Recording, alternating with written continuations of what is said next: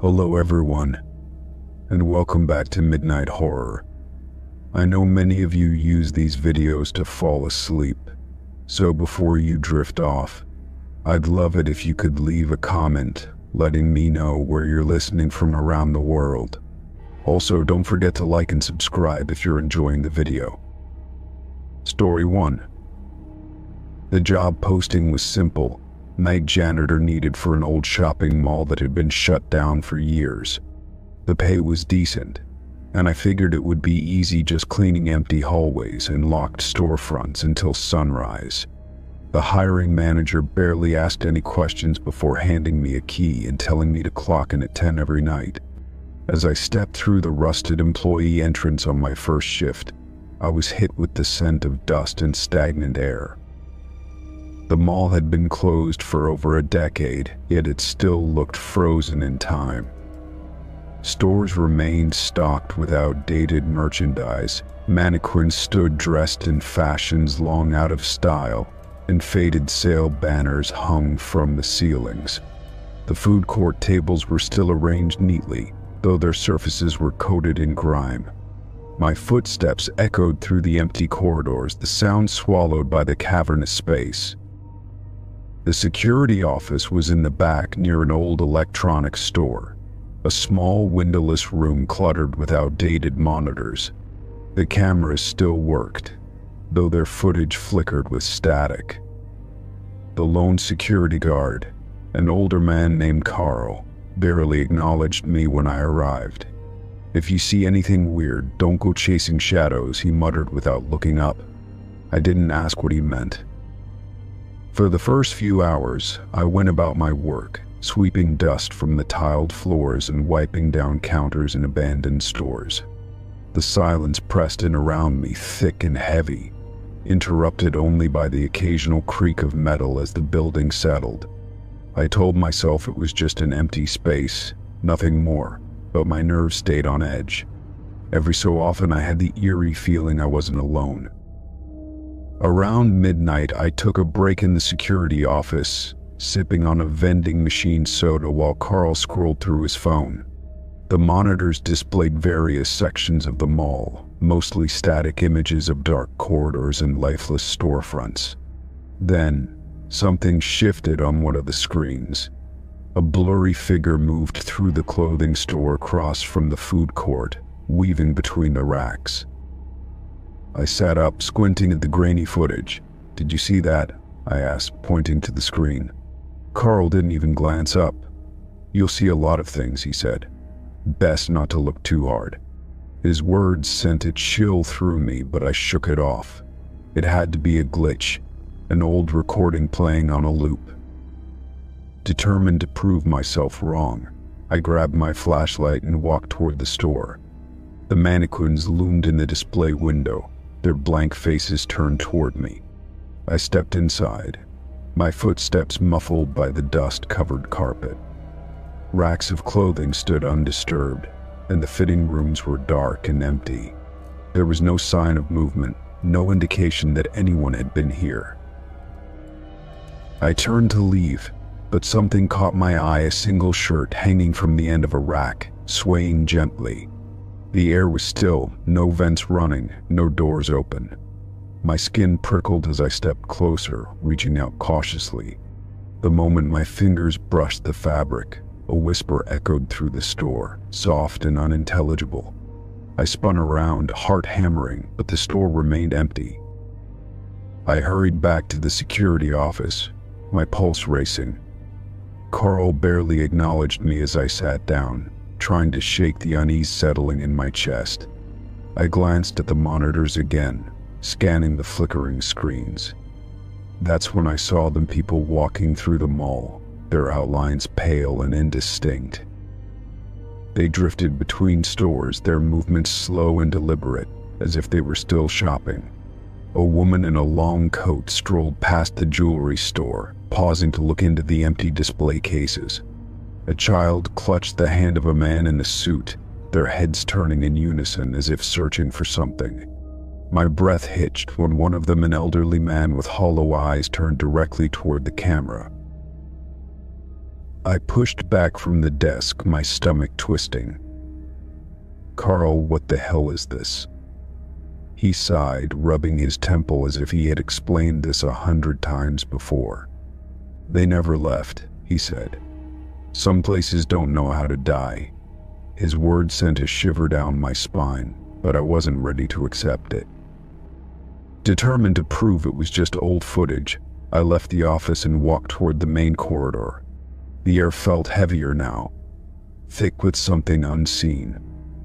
The distant sound of faint footsteps echoed through the halls, but every time I turned a corner, there was nothing. The mannequins in the department store seemed to have shifted slightly, their positions just different enough to make my stomach turn. I reached the food court and stopped in my tracks.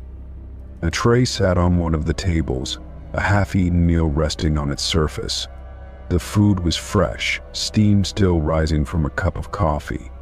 My pulse pounded as I backed away, my breath coming in shallow gasps. The air around me felt charged, like something unseen was watching. A soft chime rang through the mall, the sound of an elevator arriving at a floor. But the elevators hadn't worked in years. I turned, my flashlight trembling in my grip. Down the hall, the elevator doors stood open, their interior bathed in flickering light. A single figure stood inside, its head tilted as if listening. I bolted. My feet pounded against the tile as I ran back toward the security office, my chest tight with panic. Carl barely looked up as I burst through the door. "I'm done," I gasped. "I'm not staying here." He shrugged, as if he had heard it all before. "Suit yourself," he muttered. I grabbed my bag and rushed toward the exit, my hands shaking as I fumbled with the key. The moment I stepped outside, the night air felt lighter, the oppressive weight lifting from my chest. I ran to my car and sped away without looking back, the image of those figures burned into my mind. The next day I called to quit, but no one answered. When I drove by the mall a week later, the parking lot was empty, the windows boarded up. There was no sign that anyone had been working there at all. The job posting had vanished, as if it had never existed. Even now, I avoid that part of town. Sometimes, when I drive at night, I swear I see the glow of neon signs in the distance, flickering as if the mall is still alive. And sometimes I catch glimpses in my rearview mirror of figures moving just out of sight, trapped in a place that refuses to be forgotten. Story 2. The hunting lodge sat deep in the woods, miles from the nearest town, its weathered wooden frame standing against the weight of time. The man who rented it to me assured me it was sturdy and warm, a perfect retreat for solitude. I had been looking for a quiet place to unwind, somewhere disconnected from the constant hum of the modern world. The isolation felt refreshing at first, a welcome break from everything familiar. The first night passed uneventfully, aside from the wind rattling the shutters and the distant hoot of an owl. I fell asleep quickly, the silence of the woods wrapping around me like a thick blanket. But in the middle of the night, I awoke to a faint scratching sound just outside my window. It was slow and deliberate, a gentle scrape against the glass, as if something was testing the surface. I sat up, heart pounding, and listened carefully, trying to make sense of the noise. There were no trees near the window, nothing that could be swaying against the glass in the wind.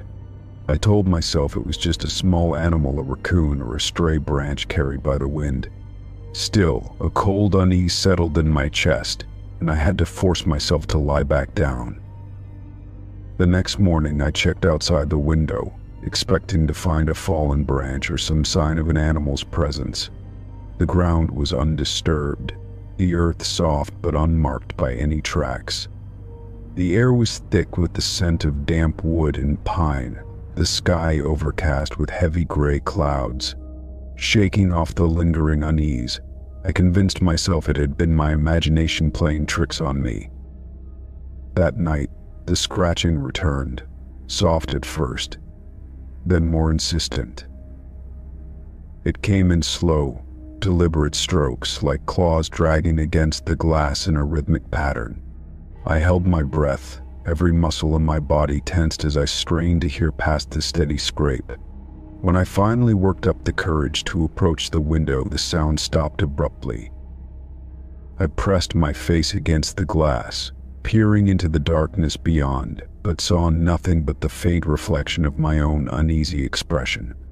The forest was still, not even a breeze disturbing the underbrush. My fingers hovered over the latch, debating whether to open it and look outside. But something deep inside me whispered that I shouldn't. Sleep didn't come easily after that, and when the morning light finally crept through the curtains, I felt a deep exhaustion settle in my bones. I stepped outside, determined to find some explanation, but once again, the ground beneath my window was untouched. No footprints, no marks, nothing at all. It was as if whatever had been there left no trace of its presence. By the third night, the air inside the lodge felt heavier, thick with an unshakable tension. I kept a flashlight and a knife beside my bed, even though I had no idea what I was preparing for. The scratching began earlier this time, long before I had even drifted to sleep. I clenched my jaw and sat up, gripping the flashlight tightly in my hands. When I turned it on, the beam cut through the darkness, illuminating the empty space outside my window. My breath came in shallow bursts, my skin prickling with the sensation of being watched. Then, just as I was about to turn away, something moved. It was fast, a shadow shifting just beyond the edges of the light. I barely caught a glimpse before it vanished, slipping into the deeper darkness beyond my reach. My heart pounded so hard it hurt, my body frozen in place. Whatever it was, it had been waiting there, watching me, and the thought made my stomach twist. I closed the curtains, not wanting to see whatever might be lurking just beyond the glass. The next morning I debated leaving, but something about the lodge held me in place. Maybe it was stubbornness, maybe it was the lingering curiosity gnawing at the edges of my fear. I decided to stay one more night, determined to catch a better look at whatever had been scratching at my window. I set up my phone to record, positioning it to capture any movement outside. As night fell, I sat awake in bed, waiting for the sound to return. The minutes stretched into hours, the silence pressing down on me like a weight. Then, just past midnight, the scratching began again, slow and deliberate. I forced myself to stay still, my breathing shallow as the sound grew closer. This time it didn't stop when I moved. The scratching continued, unbothered by my presence, as if it knew I was too afraid to do anything about it. Summoning every ounce of courage, I reached for my phone and checked the recording in real time. My blood turned to ice when I saw what was on the screen. A figure crouched outside my window, its limbs too long, its fingers pressed against the glass. Its face was obscured, nothing more than a dark void where features should have been. The way it moved was unnatural, its body shifting in slow, jerky motions as it dragged its claws against the window pane. It had been there every night, waiting, watching. Panic surged through me, and I scrambled out of bed, grabbing my keys and shoving my belongings into my bag. I didn't bother turning off the lights or locking the door. I just ran to my car, my hands shaking as I fumbled to start the engine. As I sped down the narrow dirt road, I didn't dare look back, afraid of what I might see. When I finally reached town, I booked a room at a motel, my nerves still raw from the night's events. I checked my phone again, but the recording was gone, as if it had never existed. I wanted to believe it had been a glitch, that my mind had played tricks on me. But I knew better. I never went back to that lodge, never contacted the owner, or tried to explain what had happened. Some things are better left alone, hidden in the depths of the woods where they belong. But even now, on quiet nights, I sometimes hear that sound in my dreams, the slow, deliberate scratching against the glass, waiting for me to listen. Story 3.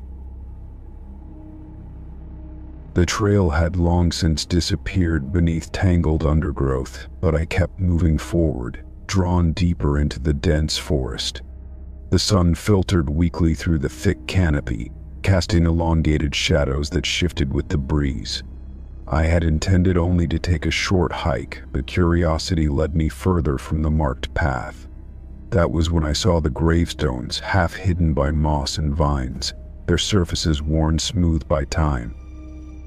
The graveyard was old, forgotten, with most of the headstones leaning at odd angles. Some were broken, their inscriptions barely legible, while others had been completely swallowed by nature. A strange silence settled over the area, the usual sounds of the forest suddenly absent.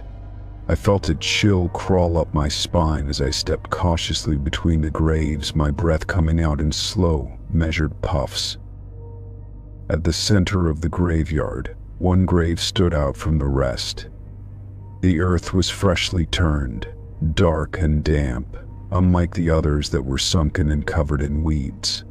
A simple headstone stood at its head, unweathered, its engraving crisp and clear. My pulse quickened as my eyes landed on the inscription, my full name, followed by my birth date. I stumbled back, my stomach twisting into a tight knot. The death date was left blank, the space waiting to be filled. My mind scrambled for a rational explanation, but nothing made sense. I had never been here before, never even heard of this graveyard, yet someone had prepared a grave just for me. A gust of wind swept through the trees, rustling the leaves like a whisper. The graveyard felt suddenly smaller, as if the trees were pressing in around me. My instinct screamed at me to leave, to turn back the way I came, but my feet refused to move. Instead, I found myself stepping closer, drawn to the open pit of earth. The hole was deep, perfectly rectangular, as if dug with precision. My breath hitched when I noticed something at the bottom, a small wooden box half buried in the loose dirt. I hesitated only a moment before crouching down and reaching for it, my fingers brushing against the damp wood. It was lighter than I expected, and when I lifted it, the lid creaked open on its own. Inside was a photograph, its edges yellowed with age. My blood ran cold as I recognized the face staring back at me, my own, but younger, frozen in an expression I didn't remember ever making. Beneath the photograph was a single slip of paper, folded neatly. With trembling hands, I unfolded it and read the words scrawled in faded ink. "We've been waiting for you." The forest around me felt suddenly alive, the trees swaying though there was no wind. I spun around, my heart pounding, my breath coming in shallow gasps. The headstones no longer looked abandoned but well kept, as if the graveyard had been waiting for visitors. The shadows between the trees grew darker, deeper, stretching toward me like grasping fingers. I dropped the box, the photograph fluttering onto the disturbed earth. My body screamed at me to run, but my legs felt rooted to the ground. Then, from the corner of my eye, I saw movement, a figure standing just beyond the nearest tree. It was tall and thin, its features obscured by the gloom, but I could feel its eyes on me. A low whisper drifted through the air, too soft to make out words, but unmistakably directed at me. The figure didn't move, but more shapes emerged from the trees, their silhouettes blending with the shadows. They were watching, waiting, their presence heavy in the air. My breath hitched as the ground beneath me shifted slightly, as if something was stirring below. Panic took hold, and I turned on my heel, sprinting back the way I had come. The branches clawed at my arms as I tore through the undergrowth, my footsteps pounding against the earth. I didn't dare look back, but I could hear something behind me, soft footfalls, whispers threading through the wind. The graveyard wanted me to stay, but I refused to let it claim me. I ran until my lungs burned, until my legs threatened to give out beneath me. When I finally burst onto the familiar trail, the air felt different, lighter, clearer, as if the weight of the graveyard had lifted. I didn't stop running until I reached my car, my hands fumbling with the keys as I threw myself inside.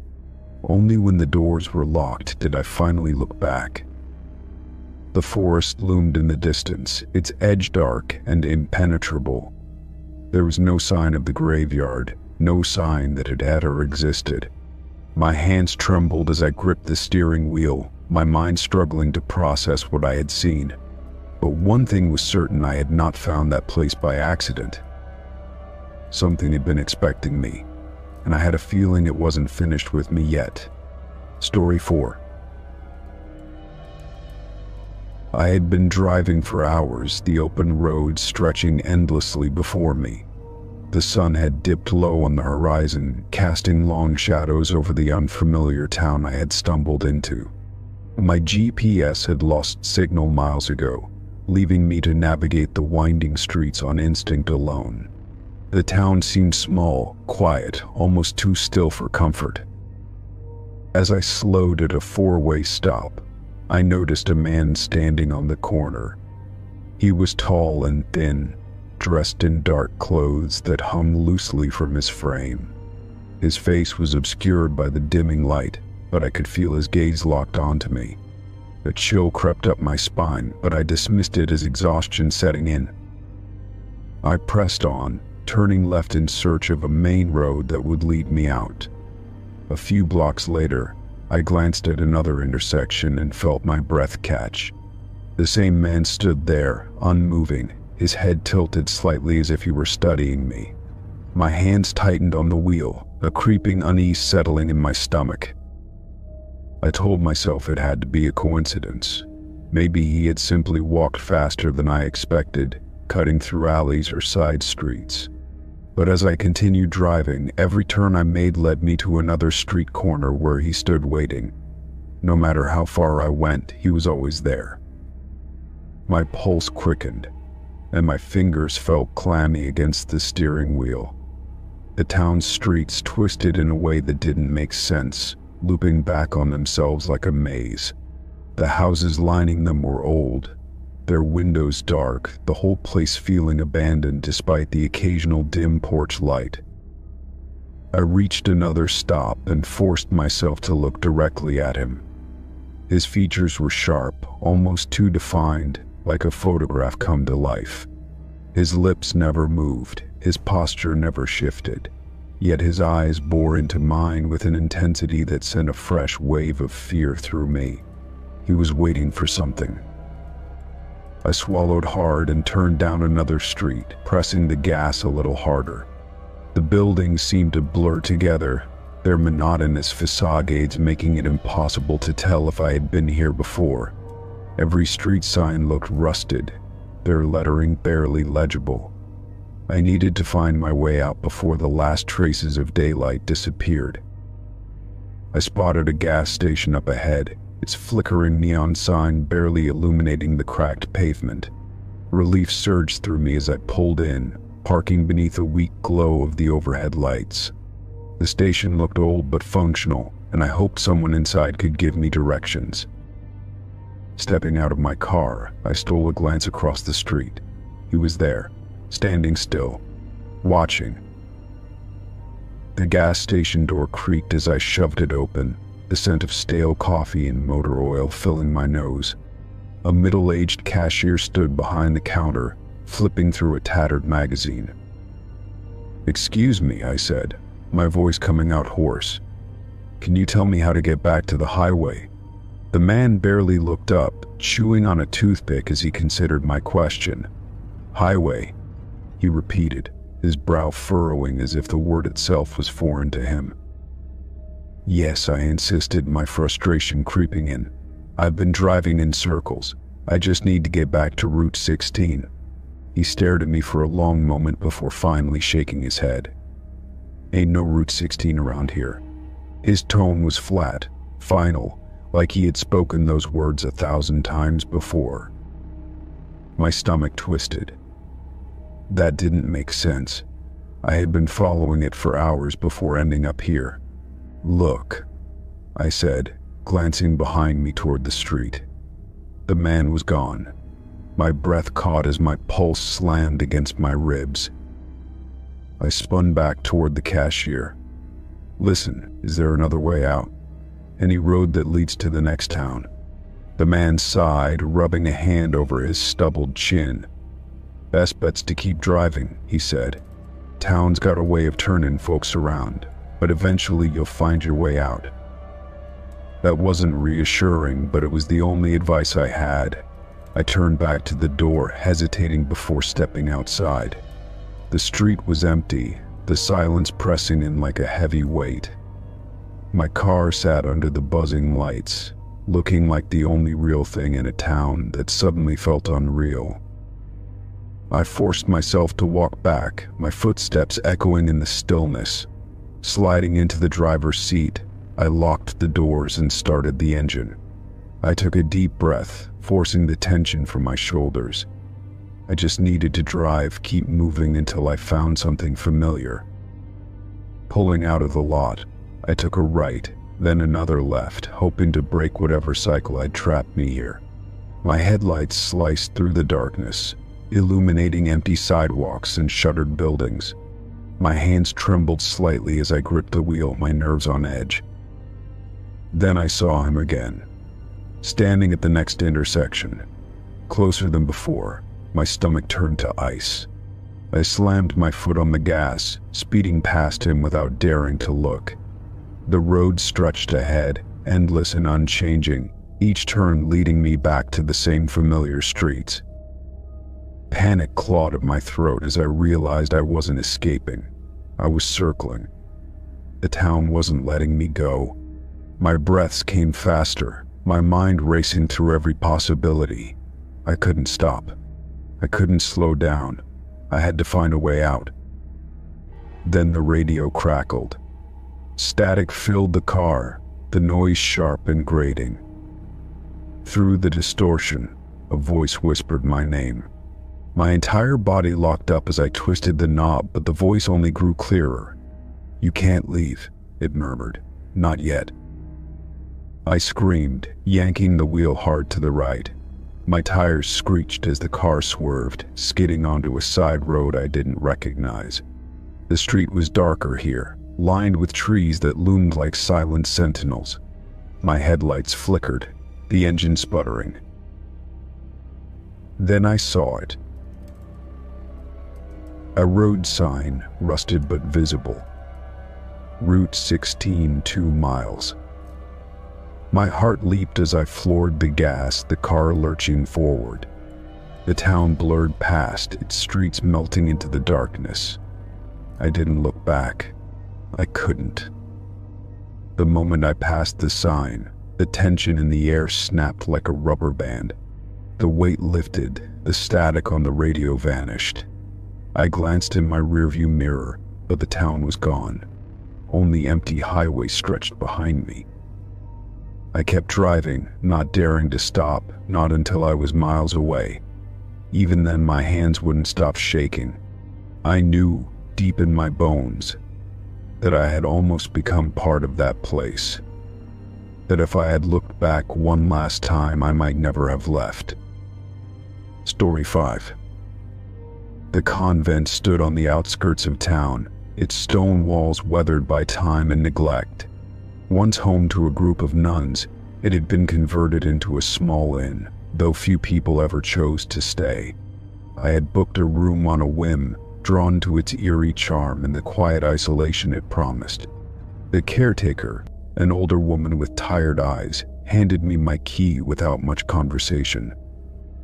My room was at the end of a long, dimly lit hallway, its wooden floor creaking under my weight.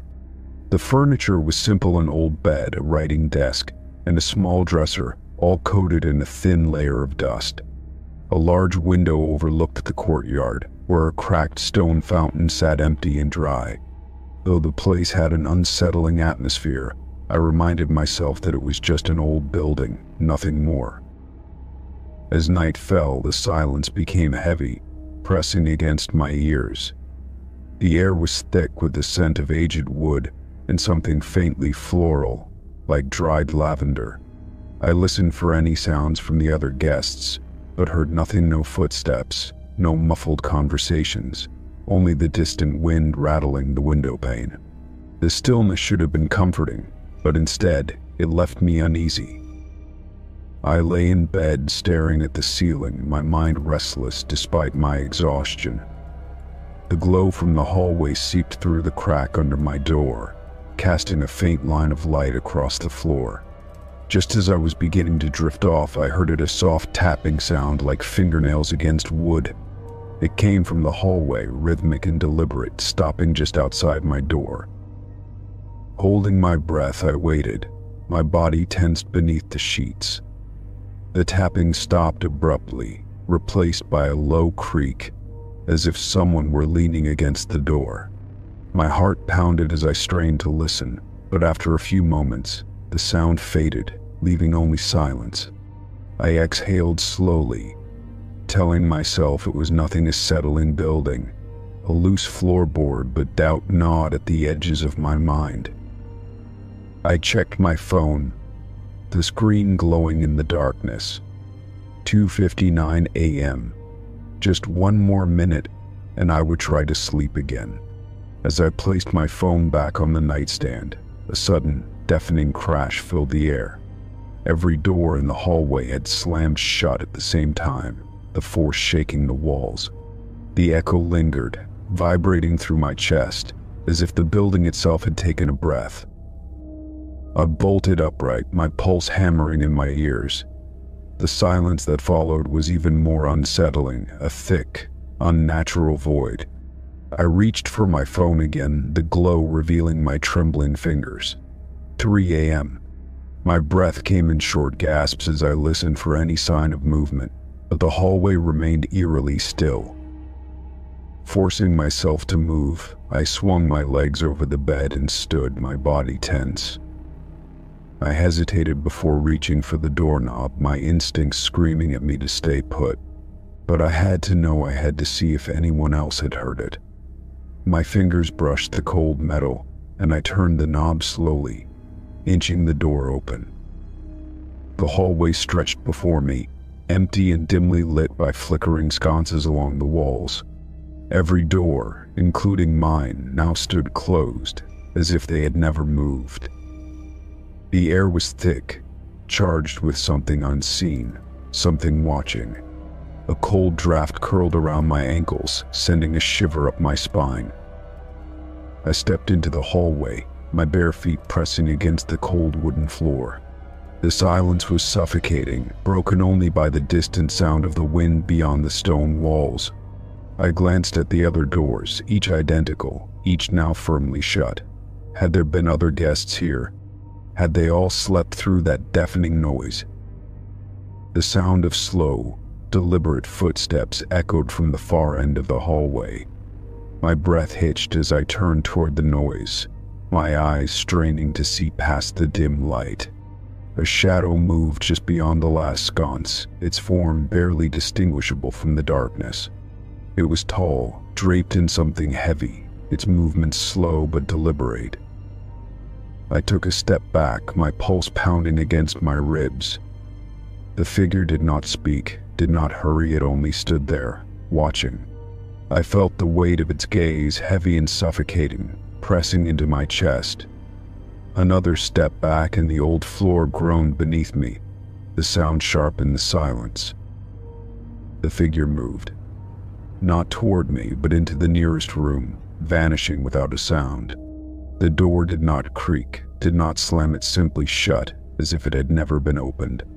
A chill settled deep in my bones, my mind screaming at me to leave. Whatever I had seen, whatever had caused those doors to slam, I was not meant to be here. I turned and rushed back into my room, locking the door behind me with shaking hands. My breath came in ragged gasps as I pressed my back against the wood, listening. The hallway remained silent, but I could still feel the presence lingering, just beyond my door. My phone screen glowed in the dark. 3:05 a.m. The moment had passed, but the dread remained. I did not sleep for the rest of the night, my body tense and alert to every creak and whisper of wind. The silence felt unnatural, like something was waiting for me to let my guard down. As the first light of dawn crept through my window, I finally gathered the courage to leave. I dressed quickly, grabbing my things with clumsy hands, my only thought to get as far from this place as possible. The caretaker was waiting in the small lobby, her expression unreadable as she handed me my receipt. I hesitated before asking, my voice hoarse from lack of sleep. "Has anything strange ever happened here at night?" She met my gaze for a moment before sighing. "The doors," she asked quietly. A cold shiver ran down my spine. I nodded, my grip tightening on my bag. She exhaled slowly, her gaze drifting toward the hallway behind me. "It always happens at 3 a.m., she murmured. "They never want to be forgotten." I left without another word, stepping into the early morning light, desperate to put distance between myself and whatever still lingered inside. Story 6. The hospital had been abandoned for decades, left to decay under layers of dust and neglect. Its windows were shattered, the glass crunching beneath my boots as I stepped through the gaping entrance. The air smelled of mildew and rot, a thick, stale scent that clung to every surface. Graffiti covered the walls, bright and jarring against the dull gray of peeling paint. I moved cautiously, my flashlight cutting through the dimness, revealing rusted gurneys and overturned wheelchairs. The silence was overwhelming, broken only by the occasional creak of the building settling. I had explored plenty of abandoned places before, but this one felt different, heavier, like something lingered in the air. My camera hung around my neck, and I raised it to snap a picture of the empty lobby, the light from my flash momentarily illuminating the long-forgotten space. Moving deeper inside, I passed by the nurse's station, where old files were scattered across the floor. Some were yellowed and curling, the ink faded beyond recognition. Others looked as though they had been disturbed recently, edges crisp, pages slightly bent. I hesitated, glancing around, but there was no one else here, just the distant sound of dripping water from a broken pipe somewhere in the building. The hallway stretched in multiple directions, their flickering exit signs casting eerie red glows against the walls. I chose the left wing, where patient rooms lined both sides, their doors hanging open like gaping mouths. My footsteps echoed as I walked past empty beds, rusted IV stands, and torn privacy curtains. Each room told a story, its remnants frozen in time, untouched except by the slow creep of decay. I stopped at one of the rooms, drawn by the eerie stillness inside. The bed in the center was different from the others. It wasn't overturned, rusted, or broken. The sheets were stained and yellowed with age, but what caught my attention was the unmistakable impression in the mattress. It was fresh, as if someone had been lying there just moments before. My breath caught in my throat as I stepped closer, my fingers tightening around my flashlight. The indentation was deep, shaped exactly like the weight of a human body. My pulse quickened, and I swept my light across the room, searching for any sign of movement. The air felt thick, pressing against me, and for the first time since entering the hospital, I felt like I wasn't alone. A faint chill brushed against my skin, and the hairs on my arms stood on end. I turned, my flashlight beam unsteady as it landed on the mirror above the rusted sink. The glass was cracked, splintering my reflection into jagged pieces. But in the fractured surface, I saw someone standing behind me. I spun around, my heart slamming against my ribs, but the room was empty. The bed remained undisturbed except for the still present impression. My breath came in shallow gasps as I tried to steady my nerves, convincing myself it was just a trick of the broken mirror, an illusion caused by my own reflection. But deep down, I knew that wasn't the case. I forced myself to lift my camera and take a picture of the bed, the flash momentarily brightening the room. As soon as the image appeared on the screen, my stomach twisted. There, on the mattress, where the indentation lay, was the faint outline of a person. The shape was hazy, blurred around the edges, but undeniably human. A sharp noise echoed from the hallway, like the distant clatter of metal against tile. My head snapped toward the open door, my breath catching as I strained to listen. The sound had come from deeper inside the hospital, from somewhere past the patient rooms. My instincts screamed at me to leave, but curiosity rooted me in place. Stepping back into the hallway, I swept my flashlight toward the sound, the beam barely cutting through the thick darkness. The corridor stretched endlessly, doors gaping open like empty sockets. The air was colder now, my breath visible in faint wisps. It felt wrong, as if something had shifted in the very structure of the building. Another sound this time, the distinct shuffle of footsteps. Slow, deliberate. My pulse pounded in my ears as I raised my camera, snapping a photo into the darkness. The flash illuminated the hallway for a brief second, and in that moment, I saw it. A figure at the end of the corridor, standing completely still. I didn't stay to take another picture. My body moved before my mind could process, turning sharply and racing back toward the way I had come. My footsteps echoed loudly, each one swallowed by the oppressive silence behind me. As I passed the patient room, my flashlight flickered, and for a split second, I saw the sheets on the bed move just the slightest shift, like someone turning over in their sleep. I didn't stop. The hospital felt alive now, as if the walls were breathing, the shadows growing heavier with every passing second. The exit sign was barely visible ahead, its red glow a beacon in the suffocating dark. I pushed myself forward, my legs burning as I finally burst into the lobby. The air outside was crisp and fresh, a stark contrast to the stagnant stillness inside. I didn't stop running until I reached my car, slamming the door shut and locking it. My chest heaved as I struggled to catch my breath, my hands shaking as I fumbled with my camera. I hesitated before looking at the last photo I had taken. The image was grainy, distorted by motion blur, but the figure was still there. Closer now. No distinct features, just the outline of a person watching.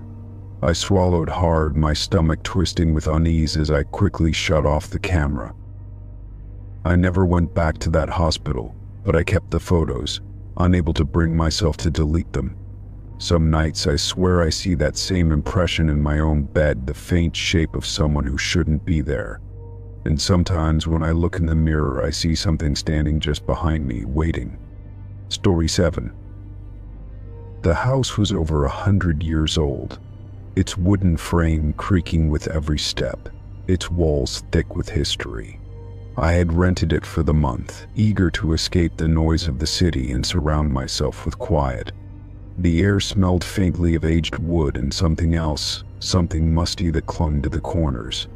The owner had mentioned the basement was used for storage, but I hadn't given it much thought until the third night.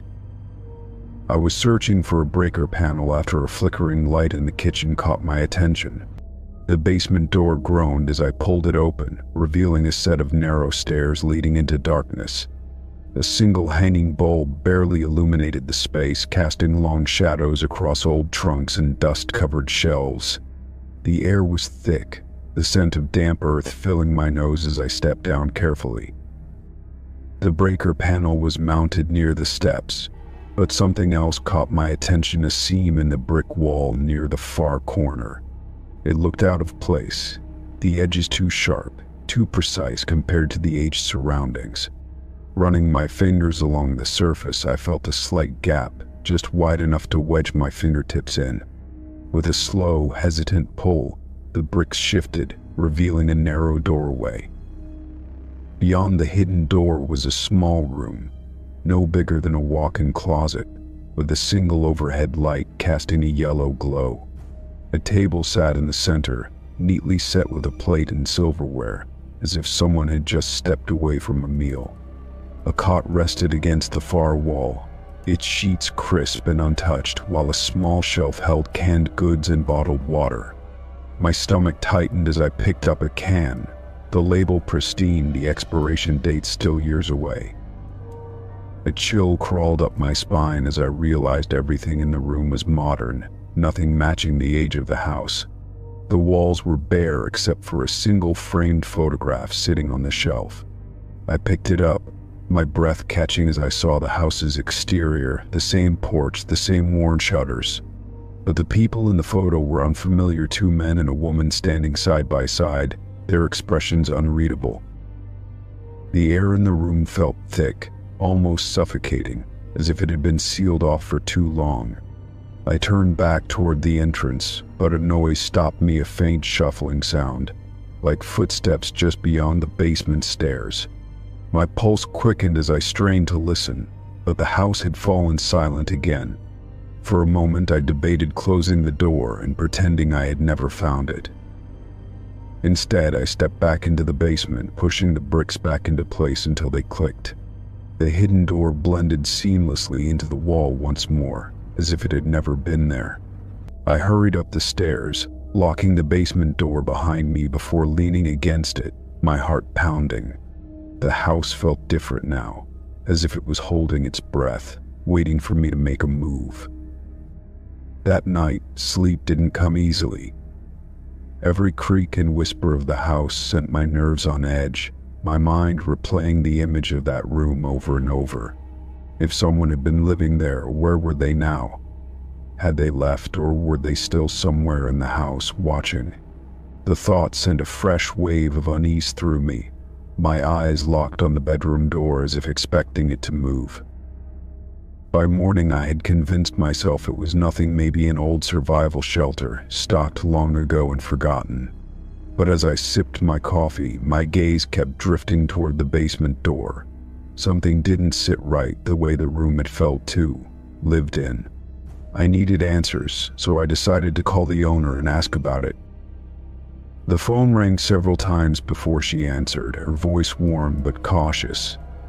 I kept my questions simple, asking if there had ever been renovations in the basement, if there was a hidden room she was aware of. The pause on the other end stretched too long before she finally responded.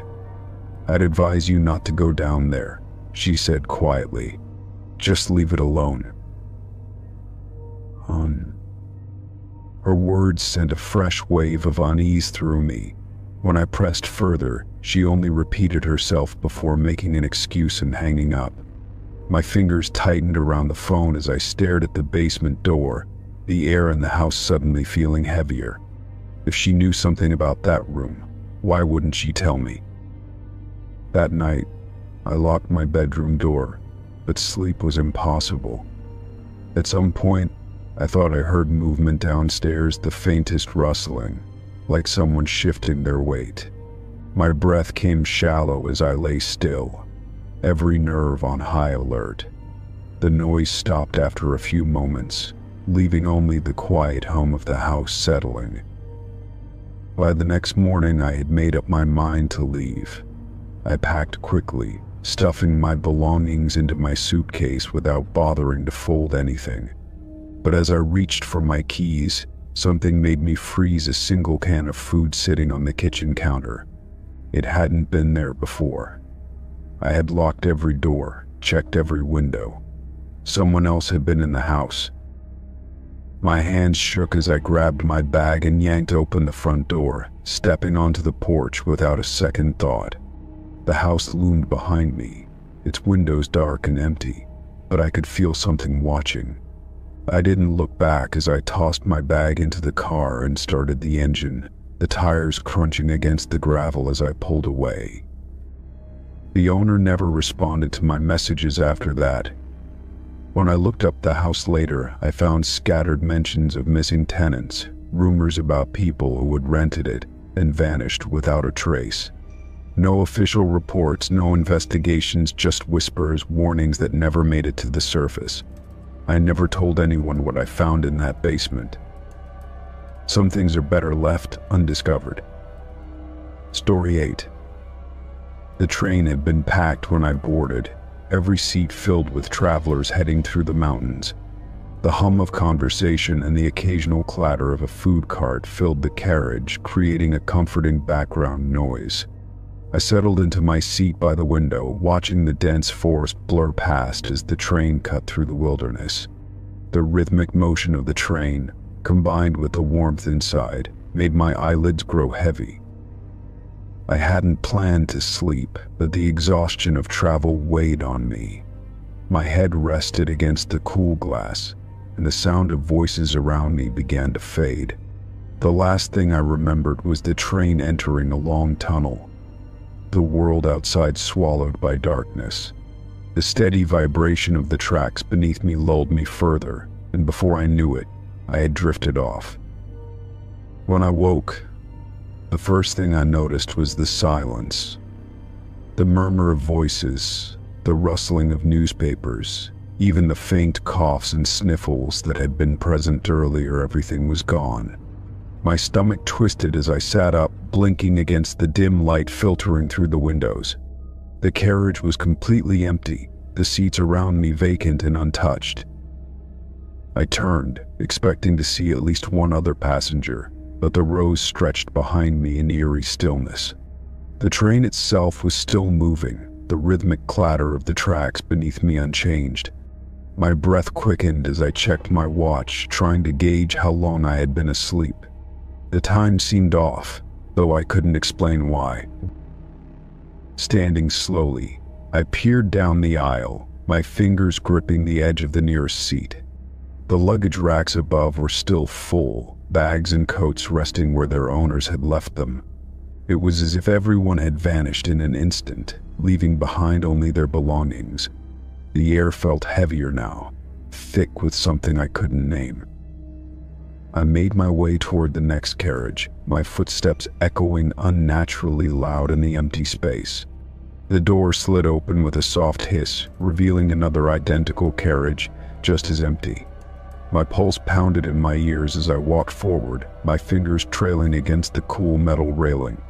The silence pressed against me, unnatural and absolute. I called out, my voice cracking slightly as it carried through the hollow space. There was no answer, only the endless hum of the train's engine. My hands felt clammy as I reached for my phone, but there was no signal, no bars, nothing. The outside world was still there, the mountains rolling past in the dim twilight, but inside I felt completely alone. Moving through the carriages, I searched for any sign of life. The dining car was deserted, half-eaten meals left on tables, cups of coffee gone cold. A chair sat slightly askew as if someone had just stood up, but there was no one. The train wasn't stopping, wasn't slowing down, yet every carriage I entered was the same. A cold dread settled in my chest as I reached the conductor's compartment. The door was locked, the small window in the door offering no glimpse inside. I knocked, the sound ringing sharply in the silence, but there was no response. My throat tightened as I pressed my ear against the door, straining to hear anything beyond the hum of the train. Stepping back, I glanced down the corridor behind me. The overhead lights flickered once, casting long shadows along the empty seats. My breath hitched as a sudden gust of cold air brushed against my skin, though there were no open windows. The sensation was brief but unmistakable, like something had just passed by. I turned sharply, scanning the carriages, but nothing had changed. The flickering lights steadied, the silence deepened. Forcing myself to move, I retraced my steps, my eyes darting toward the abandoned belongings. Everything looked so normal, so untouched, yet the absence of people made it all feel horribly wrong. As I neared my original seat, I saw something that hadn't been there before. A single piece of paper sat on my tray table, folded neatly in half. My hands trembled as I reached for it, my fingers brushing against the slightly rough texture. Unfolding it, I stared at the message scrawled across the page in uneven handwriting. You should not be here. The words sent a chill through me, my stomach twisting in knots. I hadn't seen anyone, hadn't heard anyone, yet someone had placed this note. My eyes darted around the carriage, but nothing had changed. The train continued forward, the mountains outside shrouded in mist, stretching endlessly into the distance. Swallowing hard, I tried to steady my breathing. There had to be an explanation, some kind of trick, an elaborate prank. But deep down, I knew that wasn't the case. Something had happened while I slept, something I couldn't understand. The train entered another tunnel, plunging everything into darkness. The air seemed to thicken around me, pressing in from all sides. I gripped the armrests, waiting for the light to return, my pulse pounding in my ears. Seconds stretched unbearably long before the glow of the carriage lights flickered back on. My breath caught in my throat. The seats were full again, every space occupied by passengers who had not been there a moment ago. Conversations hummed around me. The clatter of silverware sounded from the dining car. It was as if nothing had ever happened. I turned to the man seated beside me, my voice shaking as I asked if he had noticed anything strange. He gave me a puzzled look before shaking his head. "You've been asleep this whole time," he said with a shrug, glancing back down at his book. My hands clenched the note in my lap, but when I looked down, the paper was gone. The tray table was empty, the message erased as if it had never existed. The train continued its journey through the mountains, the world outside dark and endless. But I couldn't shake the feeling that I had slipped into something beyond understanding, something that had watched me, if only for a little while. Story 9. The road leading into the ghost town was cracked and overgrown, the faded sign barely legible. The place had been abandoned for decades, its history reduced to whispers and speculation. The story was always the same: a family had vanished without a trace, leaving everything behind. No one knew what had happened to them, and no bodies were ever found. The town itself was eerie, a collection of crumbling buildings standing in defiance of time. Windows gaped open like empty eyes, doors hung loose on rusted hinges. The wind carried the scent of dry earth and decay, stirring the dust in lazy spirals. I walked cautiously, my footsteps the only sound in the hollow silence. Most of the buildings were empty, stripped of anything valuable long ago. Peeling wallpaper clung to rotting wood, and old furniture sat in disarray. It was as if the town had simply been left to wither, frozen in time. But something about the place felt wrong, as if it was waiting for something or someone. I found the house at the edge of town, its white paint faded to gray. Unlike the others, the door was still closed, the windows intact. The family had lived here, their lives once filled with routine and warmth. Now the house stood silent, a relic of something unfinished. The door creaked as I pushed it open, the stale air thick with dust. The living room was untouched, books still on the shelves, a rocking chair frozen in place. It looked as though someone had just stepped out for a moment, never to return. My pulse quickened as I moved deeper inside. The dining room stopped me cold. The table was still set for dinner, plates arranged neatly, silverware glinting under the dim light. Glasses sat half-filled with murky liquid, their contents long since evaporated. The chairs were pushed back slightly, as if their occupants had risen mid-meal and never come back. I swallowed hard, my throat dry. The air was thick, heavy with something unspoken. A thin layer of dust coated everything, but the arrangement of the table remained eerily perfect. My fingers brushed the edge of a plate, and a shiver ran down my spine. Something had happened here, something sudden. The house had been abandoned in an instant, frozen at the exact moment the family had disappeared. I could almost hear the faint echoes of conversation, the clink of silverware against porcelain. It felt as though the past was lingering, refusing to fade. I turned, my gaze sweeping the room. A doorway led into the kitchen, its cabinets still stocked with faded labels and rusted cans. Pots sat on the stove, their contents long since hardened into blackened crusts. The remnants of daily life remained, undisturbed by time. Upstairs, the bedrooms told the same story. Clothes still hung in the closets, shoes neatly lined against the walls. The beds were made, blankets tucked in as if expecting their owners to return. In one room, a child's toys were scattered across the floor, a doll propped up against the pillow. A feeling of unease crawled up my spine. The town had been abandoned for decades, yet the house felt lived in, as if the family had only just left. I couldn't shake the sensation that I was being watched, that something unseen lingered in the corners. I stepped back into the hallway, the wooden floor groaning beneath my weight. A gust of wind rattled the windows, sending a shiver through the walls. For a moment, I thought I heard a whisper, faint and distant. I held my breath, straining to listen. The sound came again, a low murmur, just beyond the dining room. My pulse pounded as I turned, my eyes locking onto the table. It was exactly as I had left it, unchanged. But the whisper persisted, slipping through the air like a forgotten memory. I took a slow step forward, the floor creaking beneath me. The silence pressed in, thick and suffocating. The air smelled of dust and something faintly metallic. Another step, and the whisper stopped. The house was quiet once more.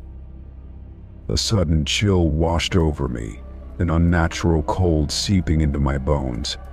The dust on the table swirled, disturbed by an unseen force. My breath hitched as I backed away, the feeling of being watched growing stronger. Something was here.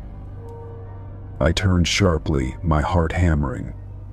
The shadows in the corners seemed to deepen, stretching unnaturally against the dim light. The sense of presence was undeniable now, pressing against my skin like static. The house wasn't empty. It had never been. I moved quickly, my footsteps echoing through the hollow rooms. The walls felt closer, the air heavier with each passing second. The moment I stepped outside, the weight lifted, the suffocating presence fading into the wind. I exhaled, my breath unsteady. The town remained still, the buildings standing like silent sentinels. The sky had darkened, the sun dipping below the horizon. The ghost town had swallowed countless stories, its past buried beneath layers of time and dust. But some things refused to be forgotten. I glanced back at the house, its windows reflecting the dying light. The dining table remained, its place settings untouched. The meal had never ended, the chairs forever waiting for their occupants. Whatever had taken them had left no trace, no answer, only silence. I walked back to my car, my footsteps quick and deliberate. The engine roared to life, breaking the stillness that had settled over the town. As I pulled away, I stole one last glance in the rearview mirror. A shadow flickered in the window, a shape barely discernible against the darkened glass. My stomach tightened as I pressed the gas, leaving the town behind. Some places were never meant to be disturbed. Some stories were never meant to be uncovered. The road stretched ahead, empty and endless. The ghost town faded in the distance, swallowed by the twilight. But even miles away, I could still feel it, the weight of unseen eyes, the whisper of something long forgotten. The past never truly disappears. It only waits. Story 10. The road had stretched endlessly for miles, a 2-lane highway cutting through barren land. My fuel gauge hovered dangerously close to empty, and I hadn't seen another car in nearly an hour. Just when I thought I'd have to pull over and wait for help, a gas station appeared in the distance. It was small, old-fashioned, and completely isolated from anything else.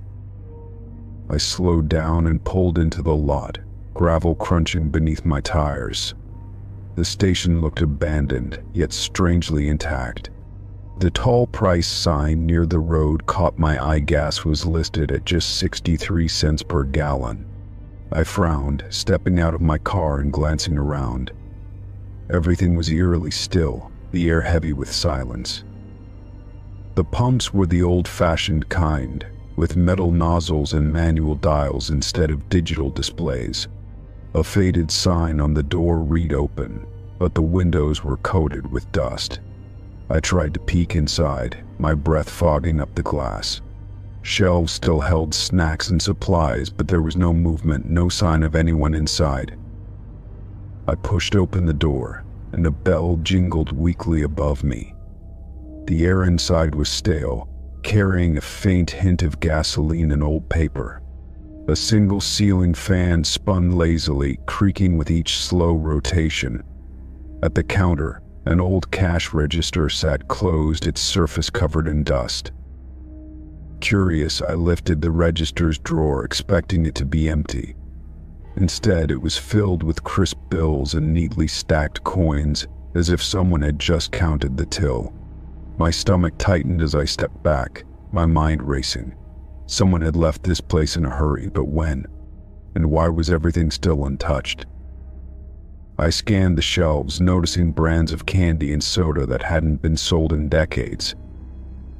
A faded newspaper lay by the register, the edges curling with age.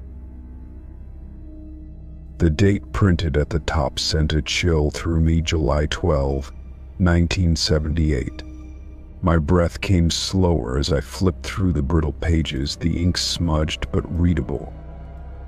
The front page article detailed a missing persons case, a gas station attendant who had vanished without a trace. According to the report, he had been working the night shift when he disappeared, leaving the station exactly as it was. I felt the hair on my arms rise as I looked around again. Nothing had changed since that night. I stepped back outside, my heart pounding in my chest.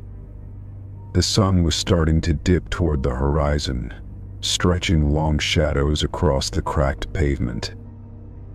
I glanced at the pumps again, debating whether to try them. If this place had truly been abandoned since 1978, would they even work? I reached for the nozzle, my fingers hesitant as I lifted it from its cradle. To my shock, a faint mechanical whir started from within the pump. The old dials flickered to life, rolling over to display the frozen price. I swallowed hard, trying to shake the growing unease that clawed at my mind.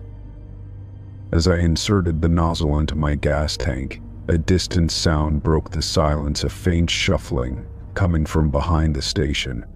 I froze, my grip tightening around the handle. It had been soft, almost hesitant, but unmistakably real. Someone or something was back there. I turned slowly, scanning the area beyond the station. A small storage shed sat in the back, its door slightly ajar. The dimming sunlight barely reached past the entrance, leaving the interior in deep shadow. I took a hesitant step forward, my pulse pounding in my ears. A rusted sign near the shed read "Employees Only."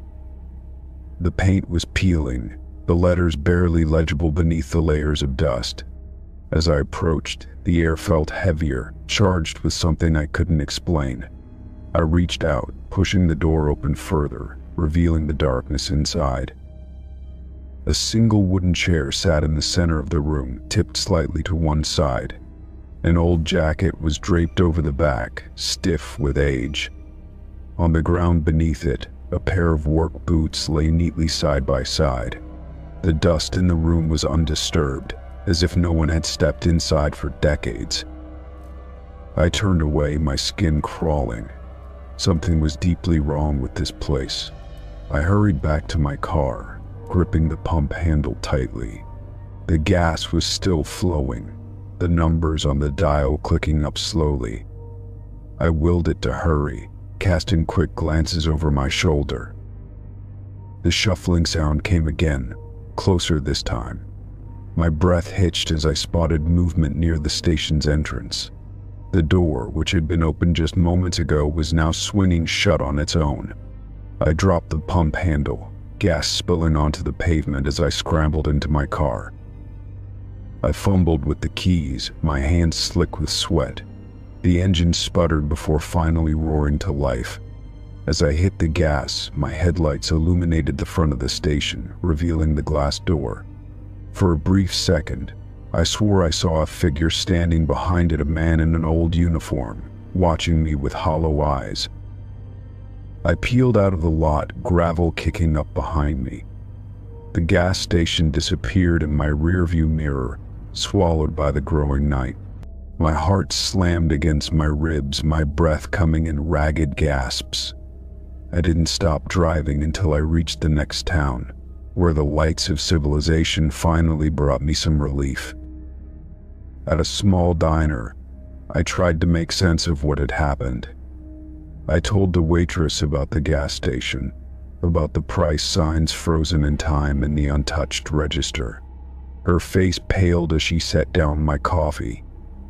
"That station burned down in 1978, she said quietly.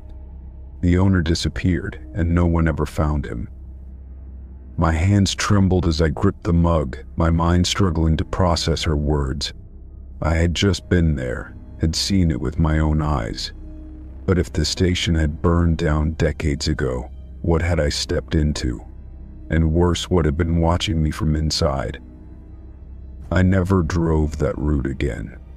Whatever had lingered at that station, frozen in time, had not been meant for the living. And deep in the endless stretch of highway, it was still waiting. Story 11. The sun had just set when I decided to take a detour off the highway, hoping to shave some time off my drive. My GPS showed a narrow country road that curved through farmland and dense patches of trees. The road was quiet, the only signs of life being the occasional farmhouse in the distance. I kept my eyes on the fading light, wanting to reach the main road before full darkness set in. After about 10 minutes of driving, I passed an old gas station sitting alone by the roadside. Its neon sign flickered weakly, casting a dull glow onto the cracked pavement. There were no cars at the pumps, and the small convenience store attached to it looked dark and empty. Something about it felt off, but I didn't dwell on it as I kept driving forward, following the winding road.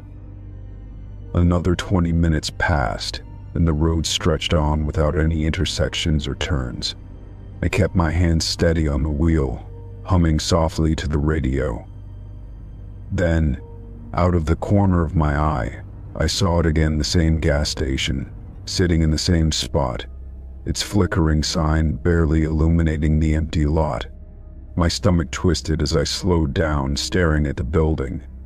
I was sure I had been driving in a straight line. I checked my GPS, but the screen stuttered, the map refusing to load. The little blue dot marking my location flickered before vanishing entirely. Frustrated, I tried refreshing it, but the screen remained blank. I took a deep breath and reasoned with myself maybe I had unknowingly looped around on a hidden curve. Determined to figure it out, I kept driving, keeping track of every landmark I passed.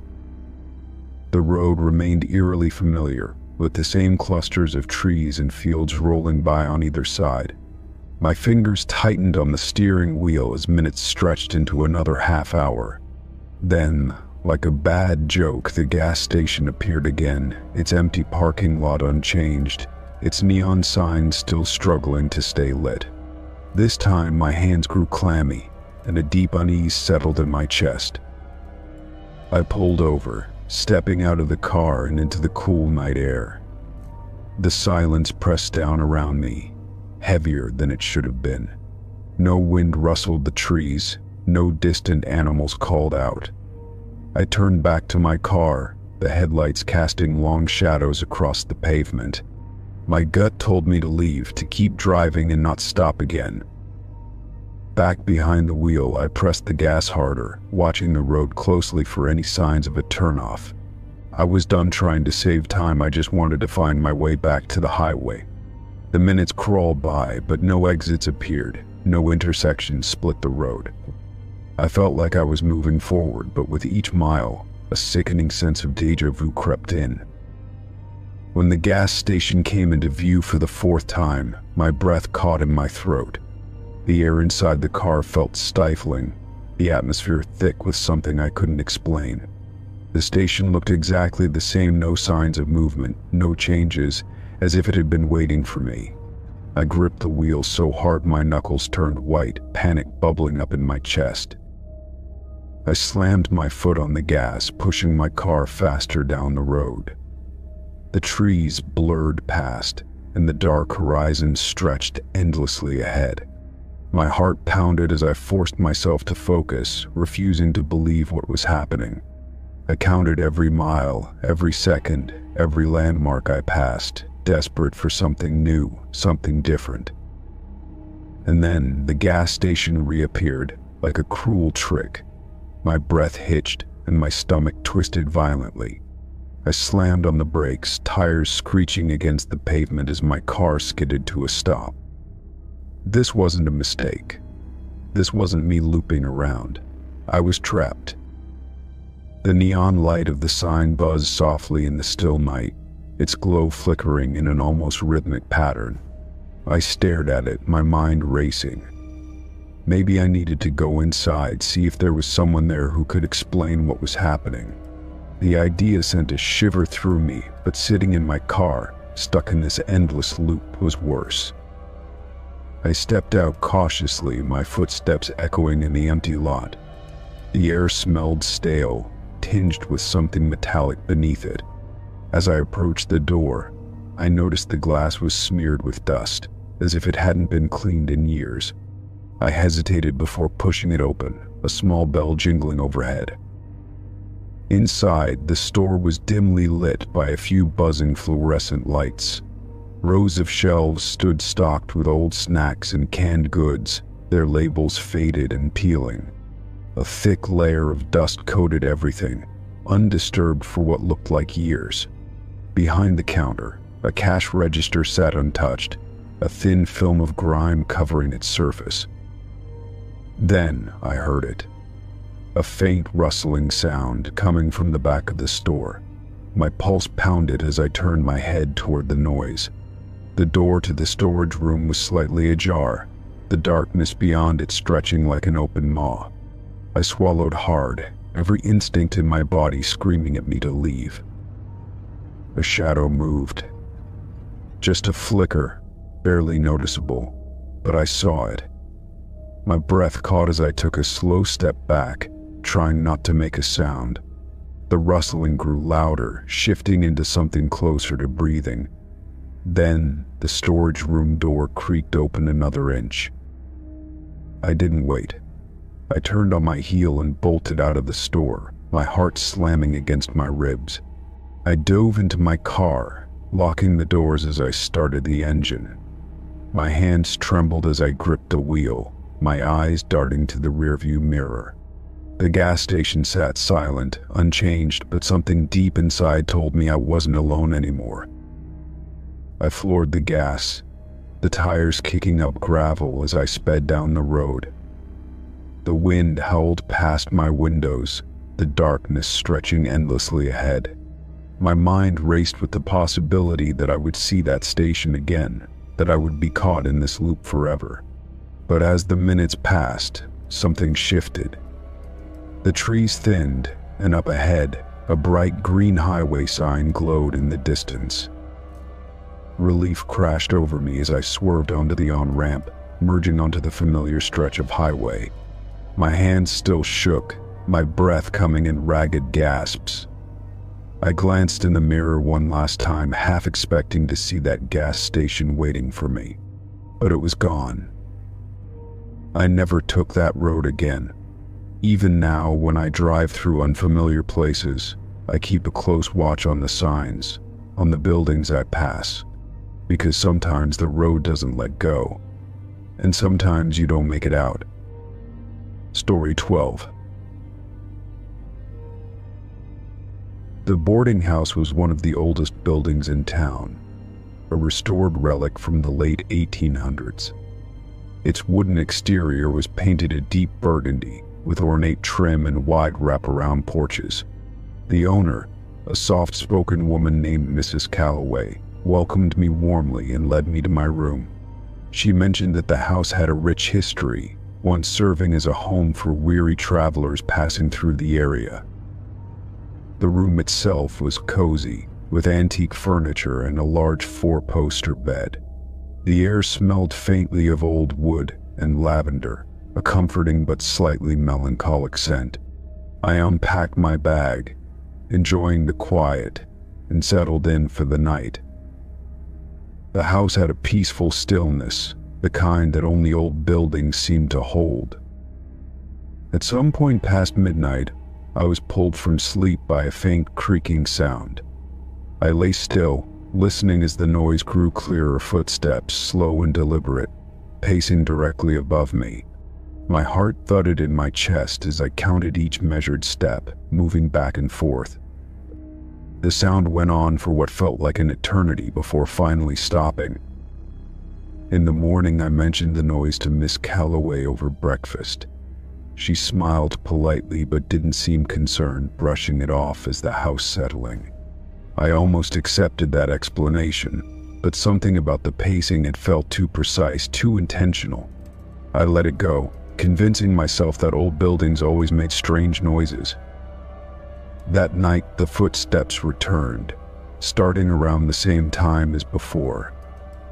The slow, rhythmic steps moved from one end of the ceiling to the other, as if someone were pacing in deep thought. A cold unease crept over me as I lay there, gripping the covers tightly. I reminded myself that this was a historic home. Maybe there was attic space above me, or another section of the house I hadn't seen. In the morning, I casually asked one of the other guests if they had heard anything during the night. They shook their heads, saying they had slept soundly. When I brought it up to Miss Calloway again, she hesitated for the briefest moment before offering me another vague reassurance. Her reaction left me unsettled, as if there was something she wasn't telling me. Determined to put my mind at ease, I spent the afternoon exploring the house. The layout was simple: several guest rooms on the main floor, a dining area, and a small parlor. But as I wandered through the hallways, something gnawed at me. There was no staircase, no upper floor, no attic space. There was nothing above my room at all. A chill ran through me as I replayed the sound of the footsteps in my mind. If there was no second floor, then where had they been coming from? I tried to reason with myself, telling myself that old houses had their quirks, that sounds could travel strangely through old wood. But deep down, I knew this was something else. That night I lay awake, waiting. The house was silent at first, the only sounds the distant chirping of crickets outside. But then, right on cue, the footsteps began again. My breath caught in my throat as I listened, each step echoing above me in that same deliberate rhythm. I wanted to believe it was my imagination, but the sound was too clear, too real. I forced myself to move, slowly sitting up and turning on the bedside lamp. The warm glow did little to ease the dread creeping over me. Swallowing hard, I reached for my phone and opened the voice recorder. I needed proof. I held my breath, watching the screen as the audio levels spiked with each step. Summoning my courage, I whispered, "Who's there?"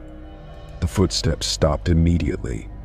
My skin prickled as the silence stretched, heavy and oppressive. I stared up at the ceiling, my pulse hammering, waiting for something, anything to happen. Then, a single, deliberate step echoed directly above me. My stomach clenched as I scrambled out of bed, my heart slamming against my ribs. I grabbed my phone and rushed to the door, barely pausing to throw on my shoes. The hallway was empty, the house eerily quiet, as if nothing had happened at all. I made my way to the front desk, my hands still shaking as I knocked on Mrs. Calloway's door. She answered almost immediately, her expression unreadable as she took one look at my face. Without me saying a word, she stepped aside and gestured for me to come in. Sitting in the dimly lit parlor, she finally spoke. "You heard them, didn't you?" Her voice was soft, but there was no surprise in it. I nodded, my throat dry, and she sighed, as if she had been expecting this. She told me the house had once had a second floor, long ago. It had been removed after a fire had badly damaged it over a century ago. A guest, a man traveling alone, had been staying in the upper room when the fire broke out.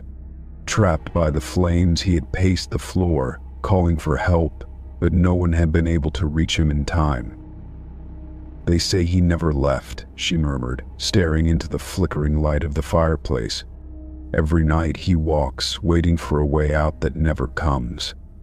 A heavy silence settled between us, the weight of her words sinking in. I wanted to disbelieve it, to chalk it up to superstition, but I had heard it with my own ears.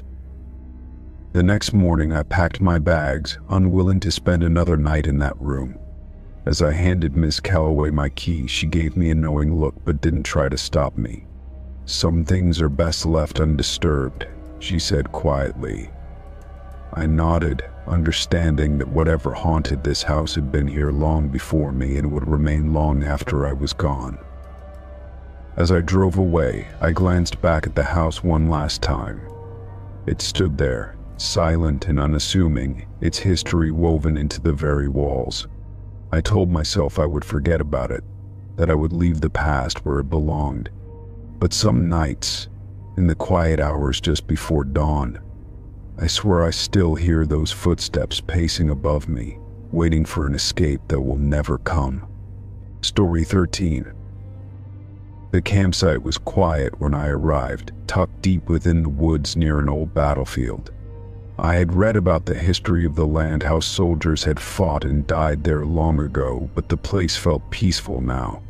The air was crisp, carrying the scent of damp earth and pine, and the trees stretched high above, their branches swaying gently.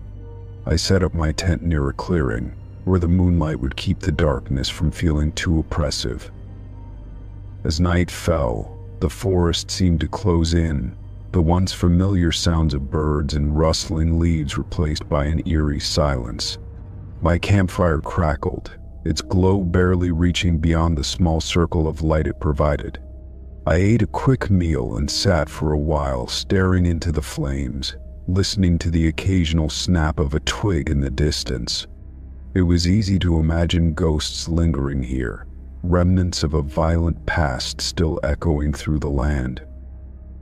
I finally crawled into my tent, zipping myself inside against the creeping chill. The stillness outside felt unnatural, but exhaustion dulled my unease, and I drifted into a restless sleep. At some point in the night, I thought I heard something soft shuffling, the faintest whisper of movement just beyond my tent. My eyes snapped open, and I held my breath, straining to hear, but all was silent again. Morning came slowly, the pale light filtering through the fabric of my tent. A strange sensation settled in my chest, as if something was off, though I couldn't yet place what. Pushing aside my sleeping bag, I unzipped the tent and stepped outside, stretching against the stiffness in my limbs. That was when I saw them, the footprints. They circled my tent in an unbroken line, pressed deep into the damp earth. They were barefoot, the impressions eerily clear, each toe perfectly outlined in the dirt. My stomach tightened as I crouched down, following the strange pattern with my eyes. The prints never led toward or away from the tent, only around it, looping endlessly as if someone had walked in circles through the night. A cold dread seeped into my bones as I stood, scanning the area for any sign of who or what had made them. There were no other disturbances in the ground, no sign of an approach or departure. The realization sent a shiver down my spine. Something had been outside my tent all night, moving without ever arriving or leaving. I forced myself to stay calm, telling myself there had to be a logical explanation. Maybe the footprints were already there when I arrived, a trick of my flashlight making me overlook them the night before. But as I looked closer, I noticed the fresh dampness of the prints, as if they had been made just hours ago. The thought made my skin crawl. Packing up quickly, I kept glancing over my shoulder, my nerves on edge. The trees felt different now, less welcoming, their shadows deeper, darker. I couldn't shake the feeling that I was being watched, though I saw nothing but the swaying branches. Every crunch of leaves beneath my boots made me flinch, as if expecting a response. I reached my car and threw my gear inside, eager to leave the place behind.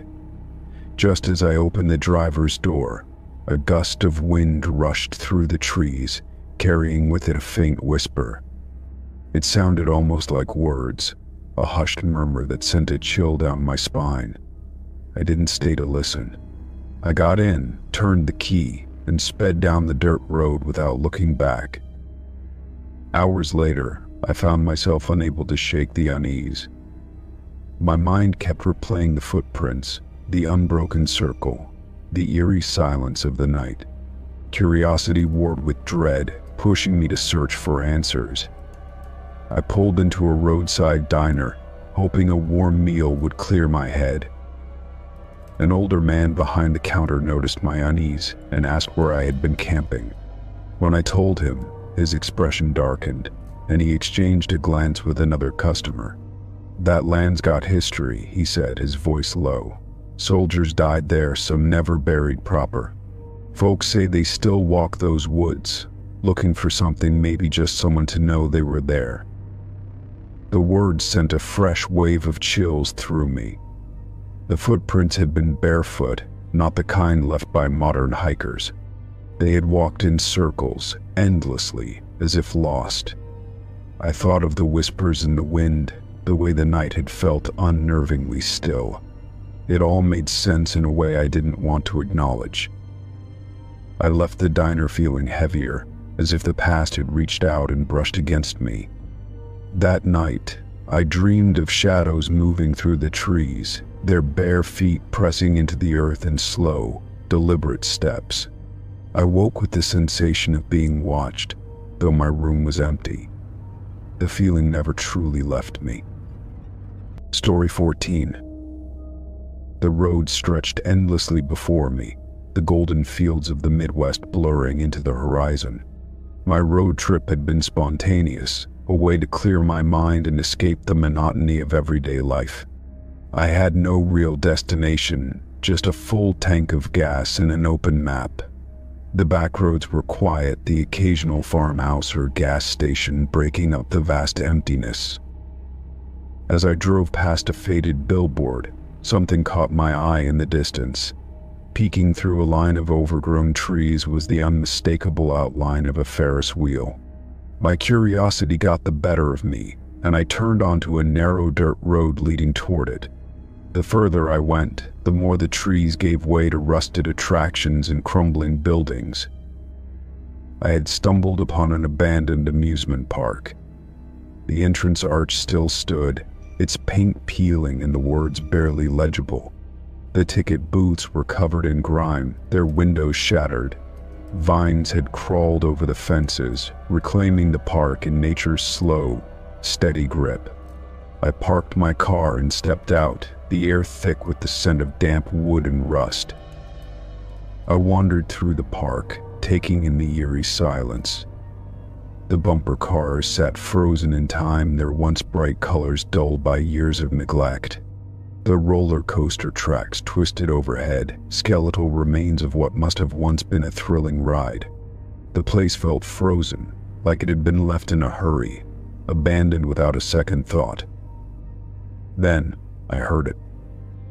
Faint at first, almost like a trick of the wind, but growing clearer with each step.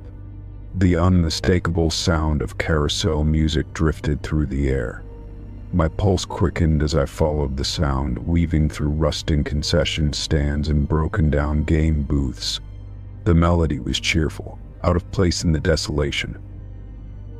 Rounding a corner, I finally saw it. The carousel stood in the center of a cracked courtyard, its paint chipped and faded. Despite its age, the ride was in motion, the ornate horses bobbing up and down. The music played from unseen speakers, the notes warbling as if from an old record. I took a hesitant step forward, my breath hitching. There was no power, no sign of life, yet the carousel turned. The wooden horses stared ahead with hollow eyes, their expressions frozen in time. Some were missing chunks of their bodies, their manes carved in elegant swirls now splintered and worn.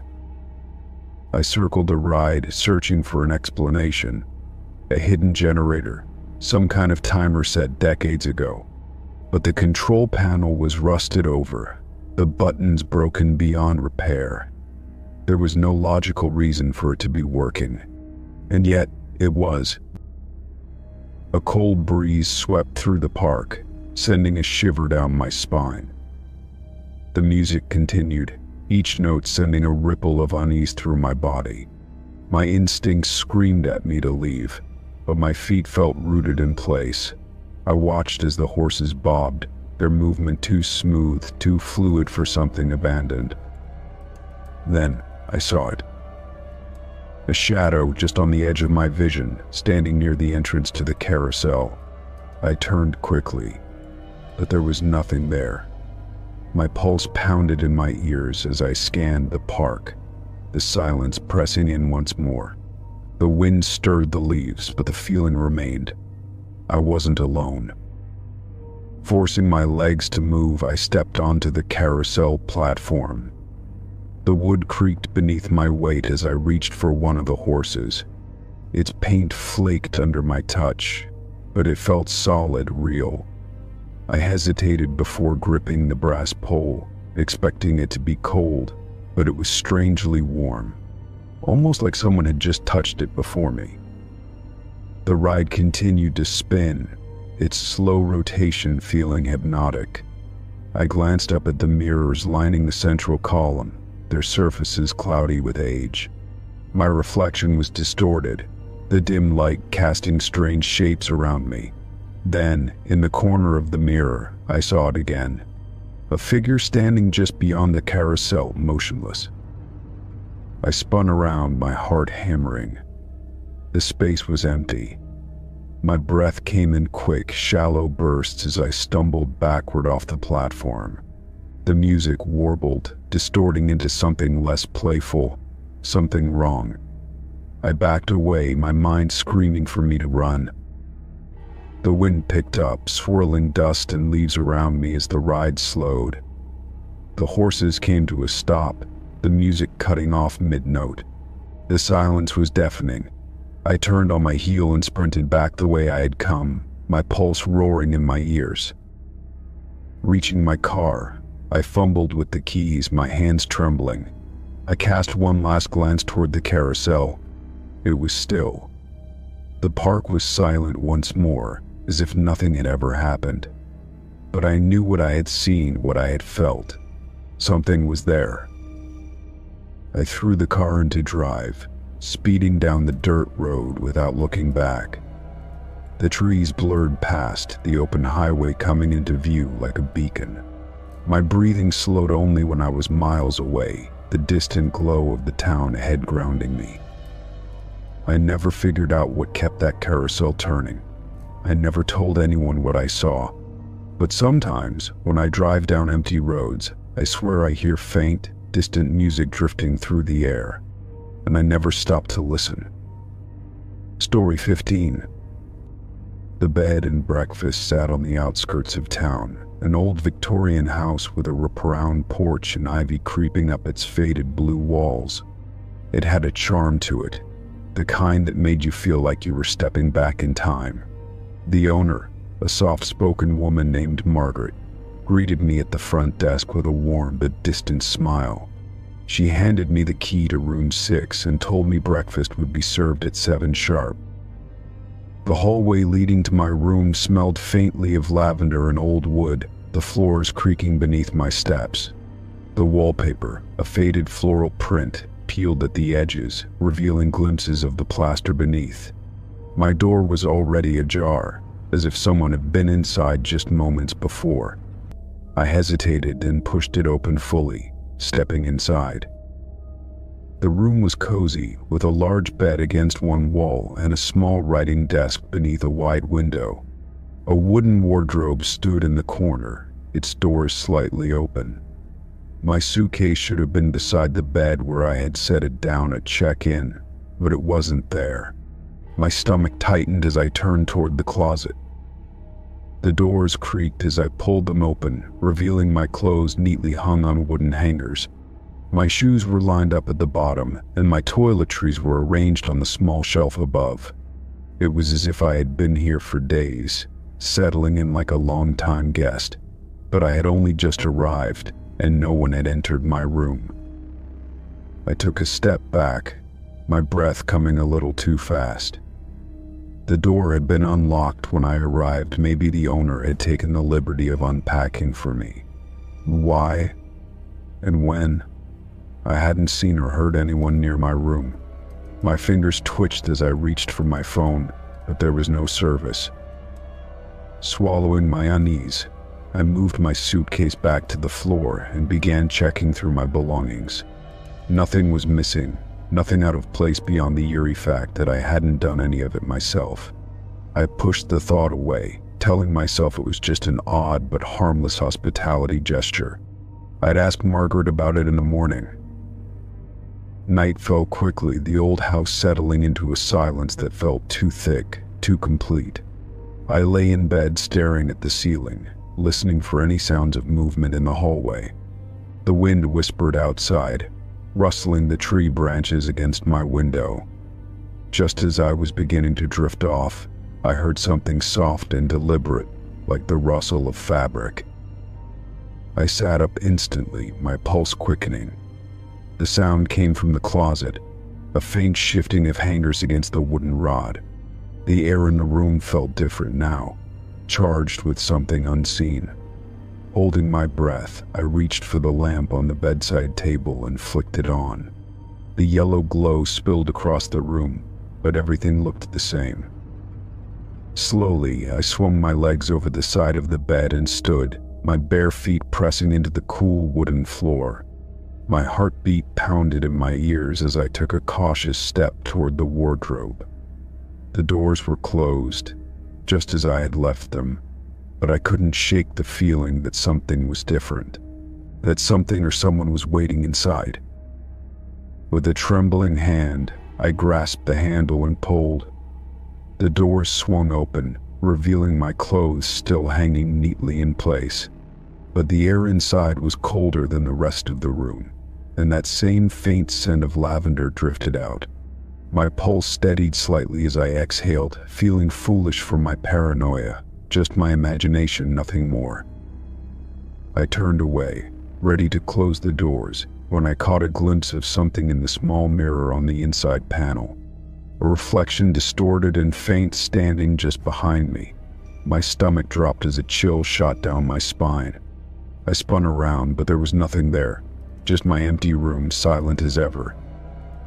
The bed suddenly looked far less inviting, but I forced myself to return to it.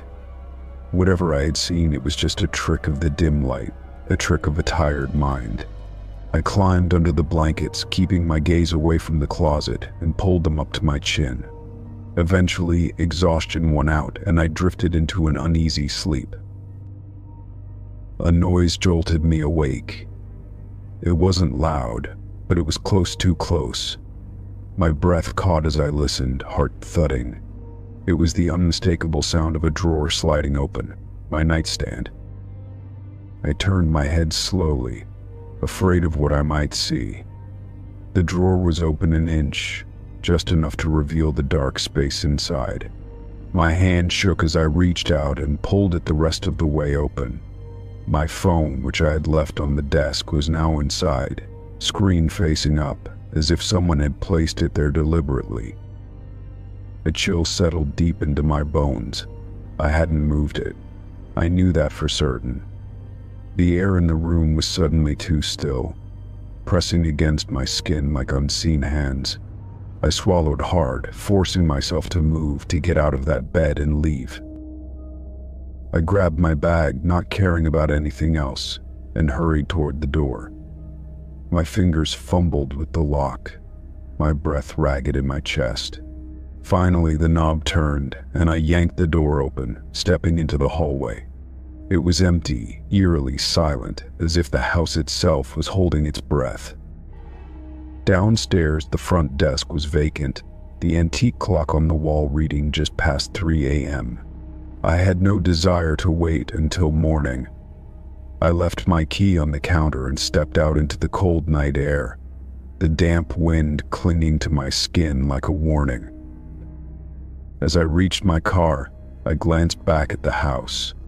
The window to room 6 was dark, just as it should have been. But as I turned the key in the ignition, I saw something that made my blood run cold. The curtains in my room fluttered slightly, as if someone inside had just let them go. I didn't wait to find out more. The engine roared to life, and I sped away, leaving the house and whatever lingered inside far behind me. I never asked Margaret about my suitcase, never searched for an explanation. Some things are better left unknown.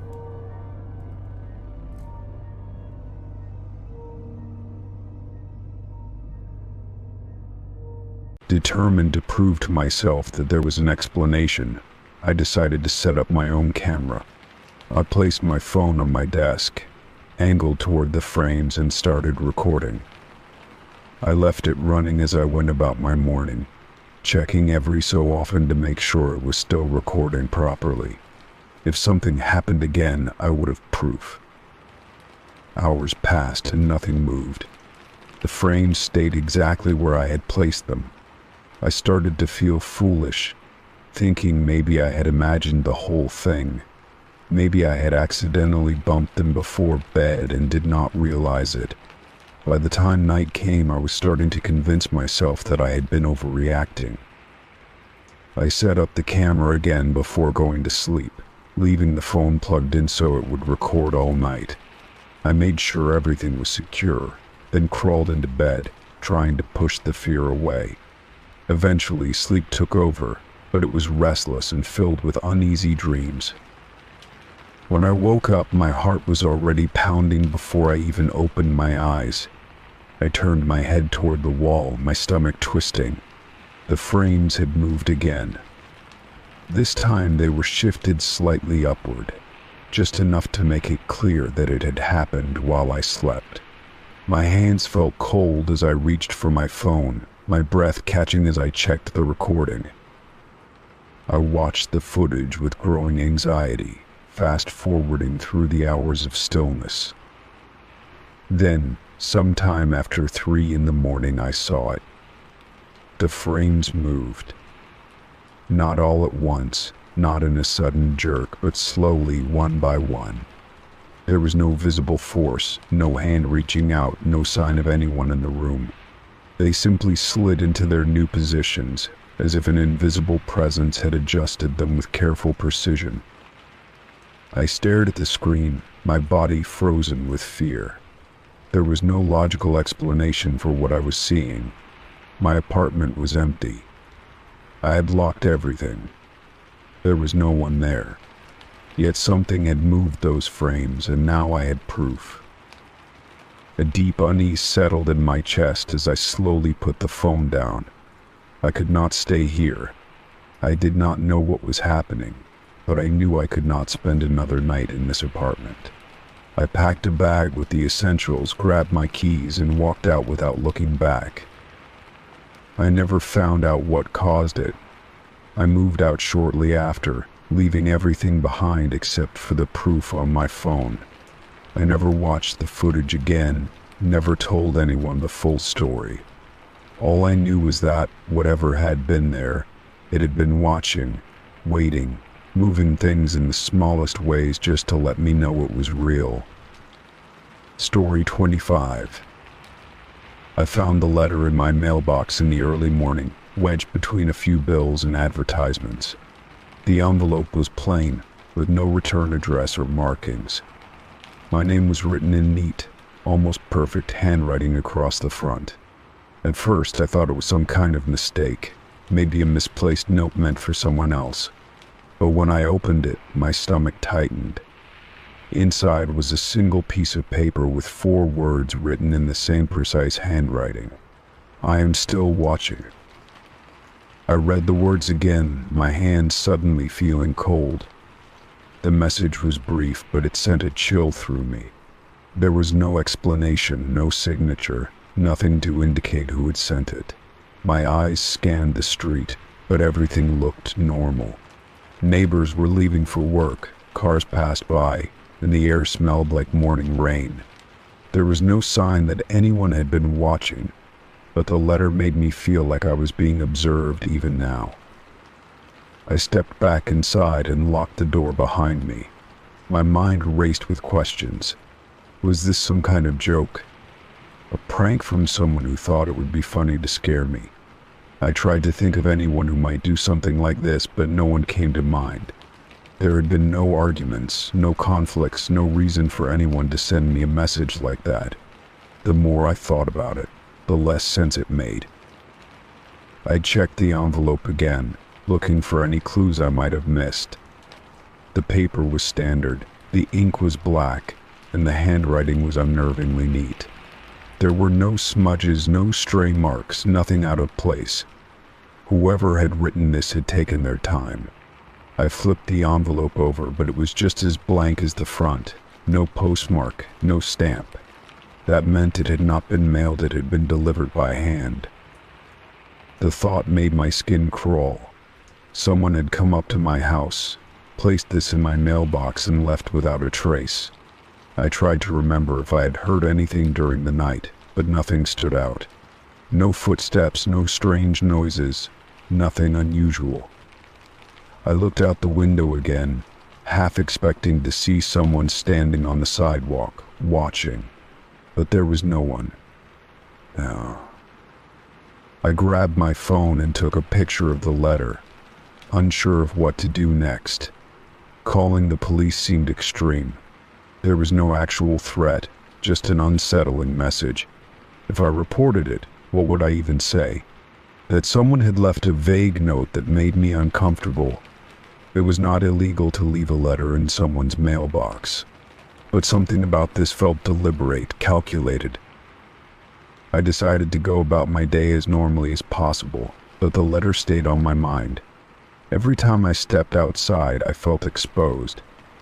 Every time I glanced at my phone, I expected another message to appear. By evening, the tension had not faded. I made sure all my doors and windows were locked before turning off the lights. As I lay in bed, the words kept repeating in my mind. I am still watching. Sleep did not come easily. Every creak of the house, every sound from outside made me uneasy. I told myself it was nothing, just a prank. But I could not shake the feeling that someone had been near my home, close enough to leave that letter. The next morning I checked my mailbox again, half expecting another note. But there was nothing. No sign that anyone had been back. I tried to move on, telling myself it had been a one-time thing. Days passed and nothing else happened. No strange letters, no unusual activity, no sense of being watched. I started to convince myself that it had been nothing more than a bad joke. Maybe someone had left it at random, just to get a reaction. But then a week later I found another letter. This time it was not in my mailbox. It was inside my house, sitting neatly on my kitchen counter. Story 26. I was exhausted when I got home that night. Work had drained me, and all I wanted was to take a shower and sleep. As I reached for my keys, something on the lock caught my eye. A single strand of hair was wrapped tightly around it. My first thought was that it had gotten caught there by accident, but as I looked closer, I saw that it was deliberately knotted. It was long and dark, nothing like my own. A chill ran down my spine as I stood there staring at it. I lived alone, and no one else had access to my door. I glanced around the hallway, but everything was quiet. My neighbors' doors were closed, and there was no sign of anyone lingering nearby. I hesitated before pulling my key from my pocket. My instincts screamed at me to leave, but I had nowhere else to go. Carefully, I removed the hair from the lock and unlocked my door. The moment I stepped inside, I paused. Something felt off, though I could not immediately tell what it was. The lights were off, just as I had left them. Everything looked the same, but the air inside felt different, like someone else had been there. I locked the door behind me and checked the windows. They were still shut, and nothing appeared out of place. I moved cautiously through the apartment, checking every room. My bed was undisturbed, my closet untouched, and my kitchen looked the same. Still, I could not shake the feeling that something was wrong. I checked the front door again, making sure it was locked, then grabbed a chair and placed it under the handle. It was a small precaution, but it made me feel a little safer. I sat on my couch trying to calm myself down. Maybe I was overreacting. Maybe the hair had gotten caught on my lock by accident. But the way it had been tied did not feel like a coincidence. It felt intentional, like a message left behind for me to find. I grabbed my phone and searched for anything that could explain it. I came across old stories about people marking homes they wanted to break into. Some used chalk, others left objects behind as signals, but a hair tied around a lock. That was something I had never heard of before. I barely slept that night. Every small sound made me jump, and I kept getting up to check the door. The next morning, I was still on edge as I left for work. I hesitated before locking the door, half expecting to see another strand of hair, but there was nothing. The day passed slowly, my mind replaying the strange incident over and over. By the time I got home, the sun had already set. I approached my door cautiously, scanning the lock before touching it. There was nothing there, no hair, no sign of anything unusual. I let out a breath of relief and unlocked the door. As I stepped inside, I immediately noticed the change. The air smelled slightly different, as if someone had been inside while I was gone. My heart pounded as I checked the apartment again. Everything was in its place, but I could not shake the feeling that something had been moved. I checked my closet and under my bed, feeling ridiculous but unable to stop myself. When I opened the bathroom cabinet, I froze. My toothbrush was wet. I had not used it since the previous morning. I stared at it, feeling my stomach twist. Someone had been here. Someone had touched my things. I grabbed my phone and called the building manager. I asked if anyone had entered my apartment, but they said there were no maintenance requests for my unit. My door had been locked when I arrived, with no signs of forced entry. That meant whoever had been inside either had a key or had found another way in. I hung up and sat on my couch, trying to think. Had someone been coming in while I was at work? Had they been in my apartment before I even noticed? The idea made my skin crawl. I decided I needed proof. I ordered a small security camera online, one I could hide near the door. Until it arrived, I made sure to check the lock every time I left or came home. The next morning, everything seemed normal again. No strange signs, no unusual smells. I left for work feeling slightly more at ease, convincing myself that maybe it had been my imagination. But when I returned that night, my blood ran cold. Another strand of hair was tied around my lock. This time I did not touch it. I backed away from the door and took a picture before calling the police. I told them everything that had happened, from the first strand of hair to the feeling that someone had been inside my apartment. The officer on the phone asked if anything had been stolen. I told them no, but that did not make me feel any safer. They said they would send someone over. When the officers arrived, they examined the lock but found no signs of forced entry. They walked through my apartment, checking the windows and doors. They asked if I had noticed anything missing, and I told them about the toothbrush. One of the officers nodded thoughtfully before looking at me. He said that sometimes intruders do not break in to steal. Sometimes they just want to be inside. That thought made my skin crawl. The officers suggested changing my locks and installing extra security. They also told me to call immediately if I noticed anything else unusual. After they left, I removed the strand of hair with a tissue, not wanting to touch it with my bare hands. I double-checked my windows and pushed my couch against the door before going to bed. The security camera arrived the next day and I set it up near the entrance, angled to capture the front door. That night, I could barely sleep, wondering if I would wake up to another hair on the lock. But when I checked in the morning, the lock was clear. Nothing was out of place. It was the first time in days that I felt a little bit of relief. I left for work, but my mind was still on the camera. When I got home that evening, I checked the footage immediately. Most of the recording was just empty footage of my front door. But then, at exactly 3 p.m, movement caught my eye. Someone had approached my door. The figure was mostly out of the frame, but I could see their hand reaching toward the lock. They stood there for a long moment before stepping back. Then the hand came into view again, and I watched as they carefully wrapped something around the lock. My breath caught as I saw the strand of hair being tied in place. I rewound the footage, trying to get a better look. The person was wearing dark clothing, their face hidden from view. They moved slowly, deliberately, as if they had done this before. When they were finished, they stood still for a moment before walking away. My hand shook as I paused the video.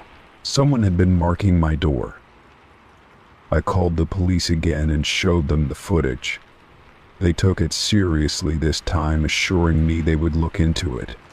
They asked if I recognized anything about the person, but their face had been hidden the entire time. Still, I felt better knowing that I had proof now. The next day, I had my locks changed and installed a second security camera. I never found out who had been marking my door or why they had done it. The police never caught the person, but after that night, the hair never appeared again. Whatever game they had been playing, it seemed they had moved on.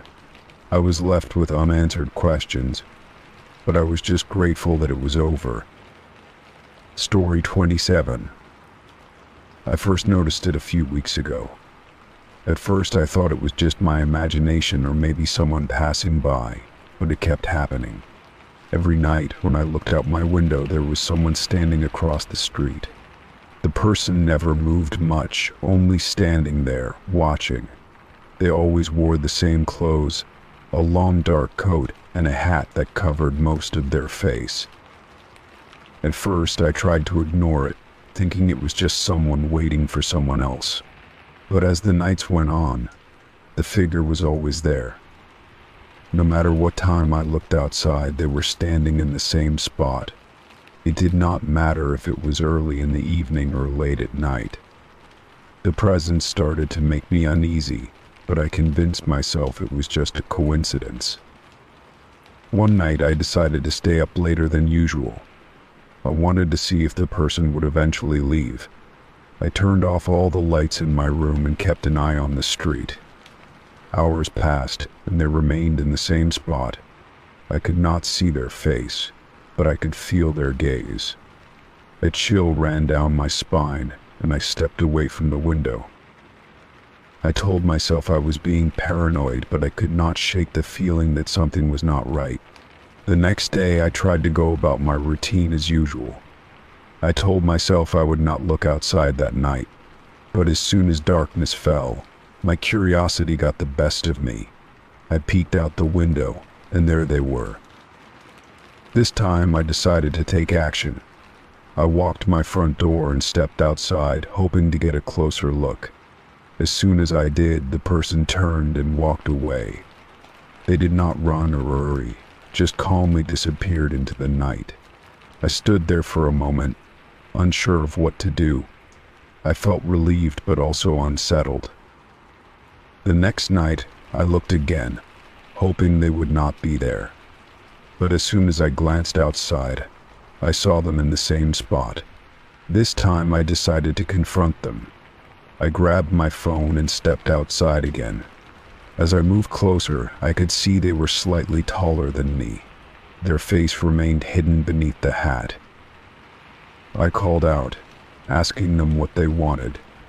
They did not respond. Instead, they turned around and walked away, just like before. I felt a mix of frustration and fear. I did not understand why they kept showing up but never spoke. I considered calling the police, but I had no proof they were doing anything wrong. The next day, I told a few people about what was happening. Most of them said it was probably nothing, just someone passing by or maybe a neighbor. But deep down, I knew it was more than that. The way they stood there every night, always watching, made me feel uneasy. I decided to set up a camera by my window to see if I could capture anything unusual. That night, I made sure to record everything. I watched from my window, waiting for them to appear. Sure enough, as soon as the sun set, they were there. I kept the camera rolling, hoping to catch something that would explain what was happening. But the more I watched, the more uncomfortable I became. Something about their presence felt wrong. Even though they were just standing there, I could feel the weight of their stare. I decided to check the footage the next morning to see if I had captured anything strange. When I reviewed the recording, I saw them standing in the same spot for hours without moving. What made my heart race was that at one point they seemed to take a step closer to my house. It was subtle, almost unnoticeable, but it was enough to make me uneasy. I decided I needed to do something. That night I waited by the door, determined to confront them again. As soon as I saw them outside, I stepped out and walked toward them. This time I refused to let them walk away without answers. I demanded to know why they were watching me. The person did not speak, but for the first time they turned their heads slightly as if acknowledging my presence. My heart pounded in my chest as I took another step forward. They stood still for a moment, then slowly lifted their head just enough for me to see part of their face. It was not what I expected. Their eyes looked empty, almost lifeless. I felt a wave of fear wash over me, but I refused to back down. I reached for my phone, ready to call the police, but before I could dial, they turned and walked away again. This time they did not stop at the corner like before. They kept walking until they disappeared into the darkness. I stood there for a long moment, trying to make sense of what had just happened. That was the last night I saw them. Days passed, and they never returned. I checked outside every night, expecting to see them again, but the street remained empty. Part of me felt relieved, but another part of me wondered why they had left so suddenly. I never got any answers, and that unsettled me more than anything. Even though they were gone, the feeling of being watched never completely faded. Every time I stepped outside at night, I found myself looking around, expecting to see them again. But they never returned. I eventually removed the camera and tried to put the experience behind me. As time went on, the fear started to fade. I convinced myself that whoever they were, they had no reason to come back. Maybe they had found what they were looking for, or maybe they had simply grown tired of standing there. Either way, I was grateful they were gone. Now, whenever I look out my window at night, I no longer see that familiar figure. The street is quiet again, just as it should be. But no matter how much time passes, I will never forget the way they watched me. I may never know why they were there, but I am just glad they are gone. Story 28. The package was small, unmarked, and arrived without warning. I did not remember ordering anything, and there was no return address. The only thing inside was a USB drive resting in the bottom of the padded envelope. I turned it over in my hand, wondering who could have sent it. Curiosity got the best of me, and I plugged it into my laptop. There was only one file, a video with no title or description. I hesitated for a moment before clicking on it, unsure of what to expect. The screen flickered to life, showing a grainy image of my house at night. The angle was from outside, facing my bedroom window. My breath caught in my throat as I realized the person behind the camera had been standing there watching me. A figure emerged from the darkness, barely visible against the night sky. They were still, unmoving, just standing there. The timestamp in the corner showed that the video had been recorded just a few nights ago. A shiver ran down my spine as I tried to remember if I had noticed anything unusual that night. My blinds were usually closed, but had I left them open? I paused the video and glanced over my shoulder, suddenly aware of how quiet my house was. My hands felt clammy as I restarted the footage, hoping to see some identifying feature. The figure did not move for several minutes, just staring in my direction. Then, without warning, they stepped closer, the grainy image making it hard to make out any details. The person reached into their pocket and pulled out something small. My heart pounded as I leaned in, trying to see what it was. The camera shook slightly, and the person turned away, disappearing into the darkness. The video ended abruptly, leaving me staring at the screen. I rewound it, watching again, searching for anything I might have missed.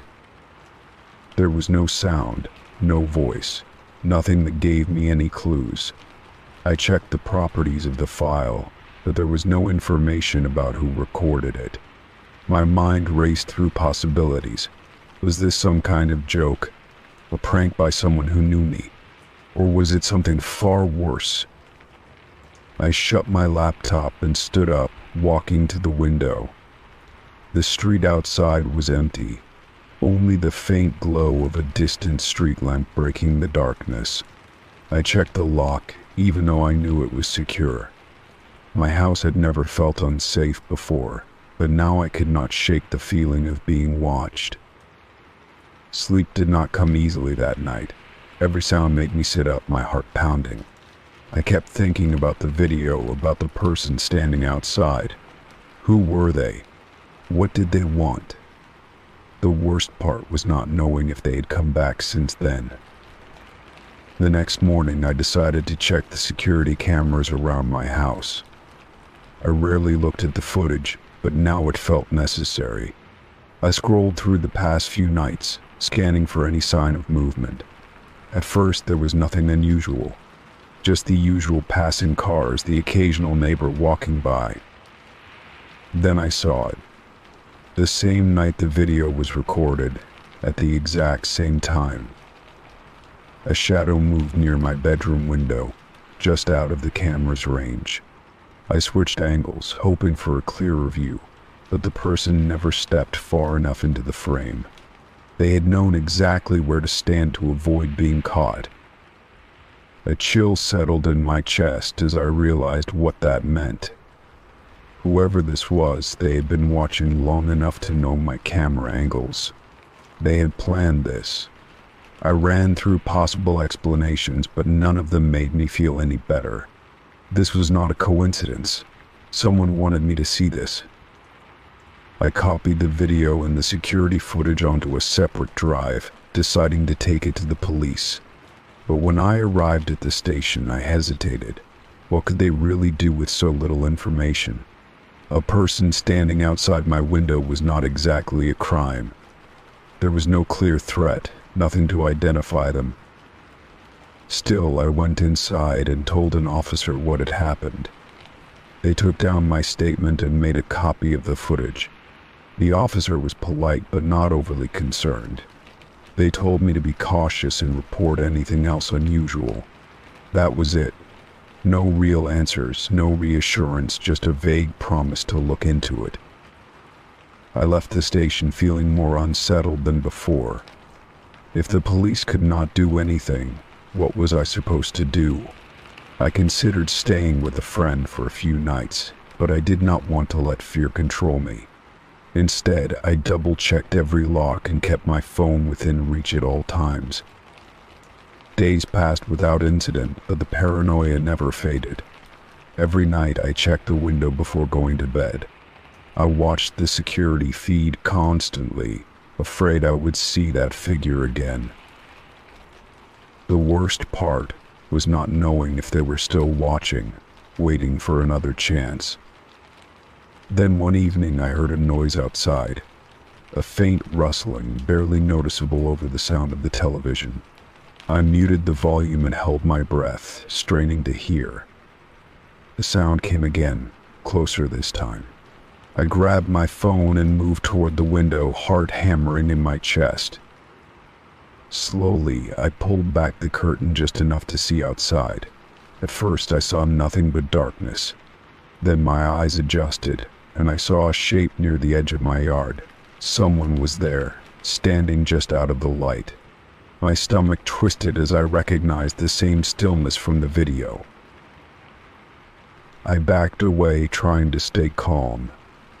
My hands trembled as I dialed 911. The dispatcher's voice was steady, asking for my location and details.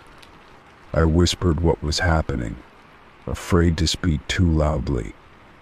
The figure did not move, did not react, as if they knew I was watching. The minutes stretched on endlessly as I waited for the police to arrive. My pulse pounded in my ears and I fought the urge to run. Then, just as the flashing lights appeared at the end of my street, the figure stepped back into the shadows. By the time the officers got to my door, they were gone. The police searched the area but found nothing. No footprints, no evidence, just empty darkness. They assured me they would patrol the neighborhood for the next few nights, but that did not ease my fear. Whoever this was, they were careful. They knew how to stay hidden. That night, I barely slept, jumping at every creak and whisper of wind. But nothing happened. No more noises, no more shadows outside my window. Days turned into weeks, and the fear gradually faded. The police never found anything, and I never received another USB drive. I did not want to believe it was over, but I had no choice but to move on. I changed my routine, took different routes home, stayed aware of my surroundings. I installed more cameras, better locks, anything to make myself feel safer. It took time, but eventually the nightmares stopped. One evening months later, I was walking home when I caught a glimpse of someone across the street. For a split second, my heart raced, memories of that night flooding back. But when I turned for a better look, there was no one there. Just an empty sidewalk, a quiet street, nothing unusual. Maybe it was my imagination. Maybe I had been looking over my shoulder for so long that I started seeing things that were not there. I took a deep breath and kept walking, telling myself that whoever it was, whatever they wanted, they were gone. I had my life back, and I was not going to live in fear anymore. Story 29. I was in the middle of cleaning up after dinner when my phone buzzed on the counter. Wiping my hands on a dish towel, I glanced at the screen. The message was from an unknown number, and it read, "Almost there." I frowned, my mind immediately trying to place who it could be. I had not ordered anything, and I was not expecting any visitors. I tapped on the message, debating whether to respond, but something about it made me hesitate. Setting my phone down, I continued tidying up, assuming it was a wrong number. A few minutes later, another buzz made me check again. The same number had sent another message, but this time it was just a single word: closer. A chill ran down my spine as I stared at the screen. I looked around my house, suddenly feeling uneasy. The windows were locked, and the doors were secure, but the message still unsettled me. I decided to ignore it and went to check on the front door just in case. The porch light was on, casting a glow over the empty steps. The street outside was quiet, only a few houses with their lights still on. I stepped back inside, locking the door again and making sure the deadbolt was in place. My heart was beating a little faster than before, but I tried to brush it off. It had to be a mistake. A few minutes later, my phone vibrated again. "Do you see me?" I nearly dropped the device as I read the message. My breathing became shallow as I turned toward the windows, my fingers gripping the phone tightly. I forced myself to peek through the curtains, scanning the street. There was nothing unusual outside. No strange cars, no people lingering nearby, but the message sent a wave of fear through me. I quickly typed back, "Who is this?" My fingers felt stiff as I sent the message, my heart pounding against my ribs. I watched the screen, waiting for a reply, but none came. My body felt tense as I kept my eyes on the window. There was a deep silence in the house, and I could hear the sound of my own breathing. Minutes passed, and nothing happened. Maybe it was just a prank. I tried to distract myself by turning on the television, but my mind kept drifting back to the messages. I checked the locks again, walking from door to door, making sure everything was secure. When I returned to the living room, my phone lit up once more. "You locked me out." My stomach twisted painfully as I read the words. My hands felt cold as I turned toward the back door. I knew it was locked. I had checked it earlier. Still, the message made me doubt myself. I slowly walked to the back of the house, my footsteps barely making a sound. The door was shut, the lock in place, just as I had left it. I swallowed hard, feeling a lump in my throat. My fingers trembled as I reached for the curtain, carefully pulling it aside to check the yard. There was nothing outside but darkness. The faint glow of the neighbor's porch light barely illuminated the fence. My breath came out in short bursts as I stepped away from the door. I considered calling someone, but I did not even know who to call. The police would probably think I was overreacting. I shook my head, trying to clear my thoughts. Maybe someone was messing with me. I moved to the living room, sitting on the couch with my phone in my hands. Another message came through. "You look scared." My body went rigid as my eyes darted around the room. The curtains were still drawn, the doors were locked, but the message made me feel exposed. I wanted to believe it was just some cruel joke, but something about it felt too direct. I took a deep breath and dialed the number. It rang once before the call ended abruptly. No voicemail. No response. I tried again, but the same thing happened. My pulse was racing as I set the phone down. Whoever it was did not want to talk. They only wanted to watch. I forced myself to stand, my legs feeling weak beneath me. I checked every window and door again, making sure they were locked. My hands were shaking as I moved through the house. The silence felt heavier now, pressing down on me. I turned on more lights, hoping it would make me feel safer. The phone vibrated again. "I can see you." A shiver ran down my spine as I turned toward the window. I could not see anything outside, but I felt watched. My breathing quickened as I stepped away from the window. I did not want to look anymore. I grabbed my phone and typed back, "Leave me alone." My hands felt clammy as I hit send. The reply came almost immediately. "I do not think you want that." My heart pounded so loudly that I could hear it in my ears. I could not stay in the house any longer. Grabbing my keys, I rushed to the front door. I hesitated for a moment, my hand on the knob. If they were outside, opening the door could be a mistake. But staying inside, feeling trapped, was just as terrifying. I took a deep breath and yanked the door open. The night air was cool against my skin as I stepped out onto the porch. The street was still empty. The only sound was the faint rustling of leaves in the wind. I scanned the area, looking for any sign of movement. My phone buzzed again. "You are making this fun." My stomach turned as I gritted my teeth. I refused to play whatever game this was. I hurried to my car, my hands shaking as I unlocked the door and slid inside. I locked the doors and started the engine, my breathing uneven. I did not know where to go, but I could not stay. Just as I was about to pull out of the driveway, another message appeared. "Going somewhere." I felt sick as I looked around, my eyes darting from one shadow to another. I floored the gas pedal, driving away from the house without looking back.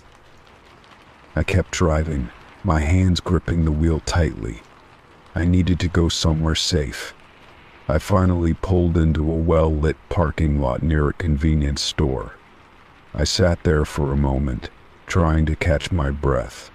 My phone was still in my lap, the screen glowing faintly. There was another message waiting for me. "Not far now." Oh. I felt tears prick at the corners of my eyes as I stared at the words. My entire body was tense, my nerves on edge. I could not take it anymore.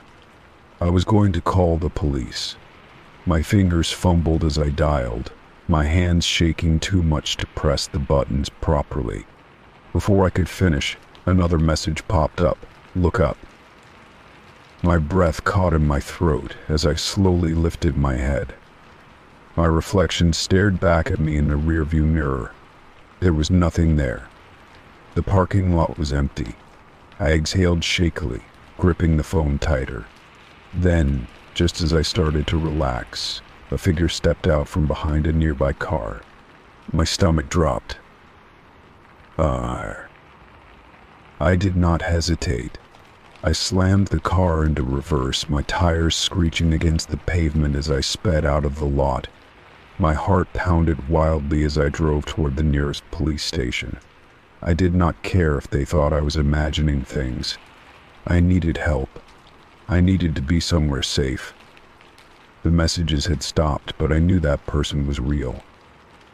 When I finally reached the station, I parked haphazardly and ran inside. My words tumbled out in a frantic rush as I explained everything to the officer at the desk. He listened patiently, then took my phone to examine the messages. After a few moments, he handed it back to me, his expression unreadable. "The number that sent those messages," he said carefully, "has been disconnected for years." My blood ran cold at his words.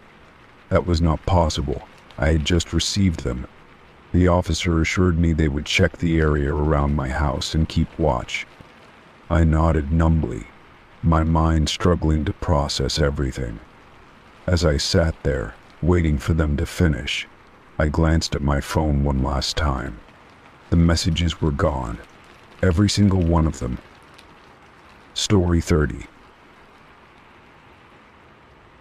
I woke up feeling colder than usual, even though my blanket was wrapped tightly around me. The air in the room felt heavier, like the kind of chill that lingers when a door has been left open for too long. My body felt sluggish as I sat up, rubbing my eyes before glancing toward the bedroom door. Everything looked normal, but something in the air felt off. I could not shake the feeling that something was wrong. As I stepped out of bed and walked toward the kitchen, I immediately noticed the open fridge door. The dim glow of the refrigerator light cast eerie shadows across the floor, and the cold air seeped out, making the whole space feel unnatural. My heart pounded as I took another step forward, my eyes landing on the neatly stacked food on the counter. Every item from the fridge was arranged in perfect rows, as if someone had carefully placed them there with a purpose. I stood frozen, trying to make sense of what I was seeing. I walked closer, my breath coming out in slow, controlled exhales as I examined the items. The milk carton sat perfectly beside the juice, with all the vegetables aligned by size. Even the eggs were removed from the carton and placed in a straight row, unbroken. My hands felt clammy as I reached for the fridge door, feeling the cold handle against my skin. The only explanation that made sense was that I had done this in my sleep, but I had never experienced anything like that before. I checked my phone to see if I had any notifications or missed calls, but there was nothing unusual. The time on the screen showed it was barely past 3 in the morning. The silence of the house pressed against my ears, making every sound seem louder than it should be. I took a deep breath and tried to think logically, but no matter how I looked at it, I could not explain why or how this had happened. I hesitated before reaching out to touch one of the neatly placed items on the counter. My fingers brushed against the smooth surface of a container, and I felt a strange sense of unease. It was as if something was urging me not to disturb the arrangement. Ignoring the feeling, I picked up the milk and placed it back in the fridge. The moment I moved it, I felt a shift in the atmosphere, like the air around me had thickened. The hairs on the back of my neck stood on end, and I quickly grabbed the rest of the food, shoving everything back into the fridge without bothering to keep it organized. My hands shook as I closed the fridge door, taking a step back and staring at it. I knew I had locked the front door before going to bed. There were no signs of a break-in, no missing items, nothing to suggest that someone else had been inside. Yet I could not shake the overwhelming sense that I was not alone. I turned around slowly, scanning the room with careful eyes. The chairs were exactly where I had left them, the curtains still drawn shut. I reached for the light switch and flipped it on, bathing the kitchen in artificial brightness. The room looked normal, but I no longer trusted my own surroundings. My mind kept circling back to the thought that something had changed. I decided to check the rest of the house, moving cautiously from room to room. Everything was in its usual place, with no signs of disturbance. I even checked the locks again, finding them secured just as I had left them. Still, the feeling of unease lingered, making it impossible to convince myself that everything was fine. I returned to the kitchen, standing in front of the fridge once more. The door was still shut, the food back inside where it belonged. It should have made me feel better, but it did not. Something had happened, something I could not explain. I tried to recall every detail from the night before, wondering if I had sleepwalked without realizing it. No matter how much I thought about it, I could not find a reasonable answer. The exhaustion weighed down on me, but I knew I would not be able to sleep. I made myself a cup of tea, hoping the warmth would settle my nerves. As I sipped it slowly, I kept glancing at the fridge, half expecting the door to swing open again on its own. The minutes dragged on, and the feeling of being watched refused to fade. I turned on the television for some background noise, trying to drown out the silence that made my thoughts race even more. The sound of late-night commercials filled the space, but it did not bring me any comfort. I wrapped the blanket around my shoulders and sat on the couch, keeping my eyes on the kitchen. I wanted to believe that it was nothing, that I had simply done it myself without remembering. The hours passed, and eventually the exhaustion caught up with me.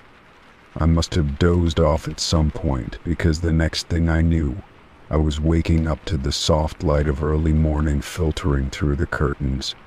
The television was still on, playing some morning talk show I did not recognize. I sat up slowly, rubbing my temples as I tried to shake off the grogginess. The first thing I did was check the kitchen. The fridge door was still closed, the food still inside where I had placed it. In the daylight, everything seemed normal again, as if the events of the night before had only been a strange dream. But deep down, I knew it had been real. I could not explain it, but I knew something had happened. I decided to go about my morning as usual, making breakfast and trying to push away the lingering unease. The routine helped, giving me something to focus on instead of my thoughts. By the time I finished eating, I almost convinced myself that it was just a one-time occurrence. I told myself that if it happened again, I would set up a camera to see what was really going on. As the day went on, the unsettling feeling faded little by little. The logical part of my mind kept reminding me that there had to be an explanation, even if I did not know what it was yet. I chose to move forward, refusing to let fear take over. If something else happened, I would be ready for it. Until then, I would not let it control me. Story 31. The disposable camera sat on my doorstep as if someone had carefully placed it there, waiting for me to find it. I picked it up, turning it over in my hands, feeling the rough plastic edges. There was no note, no markings, nothing to indicate who had left it. My first thought was that it had been dropped by a passerby, but as I examined it closer, I noticed something unsettling. The film had already been used up. Every picture had been taken. A knot formed in my stomach as I stepped inside, locking the door behind me.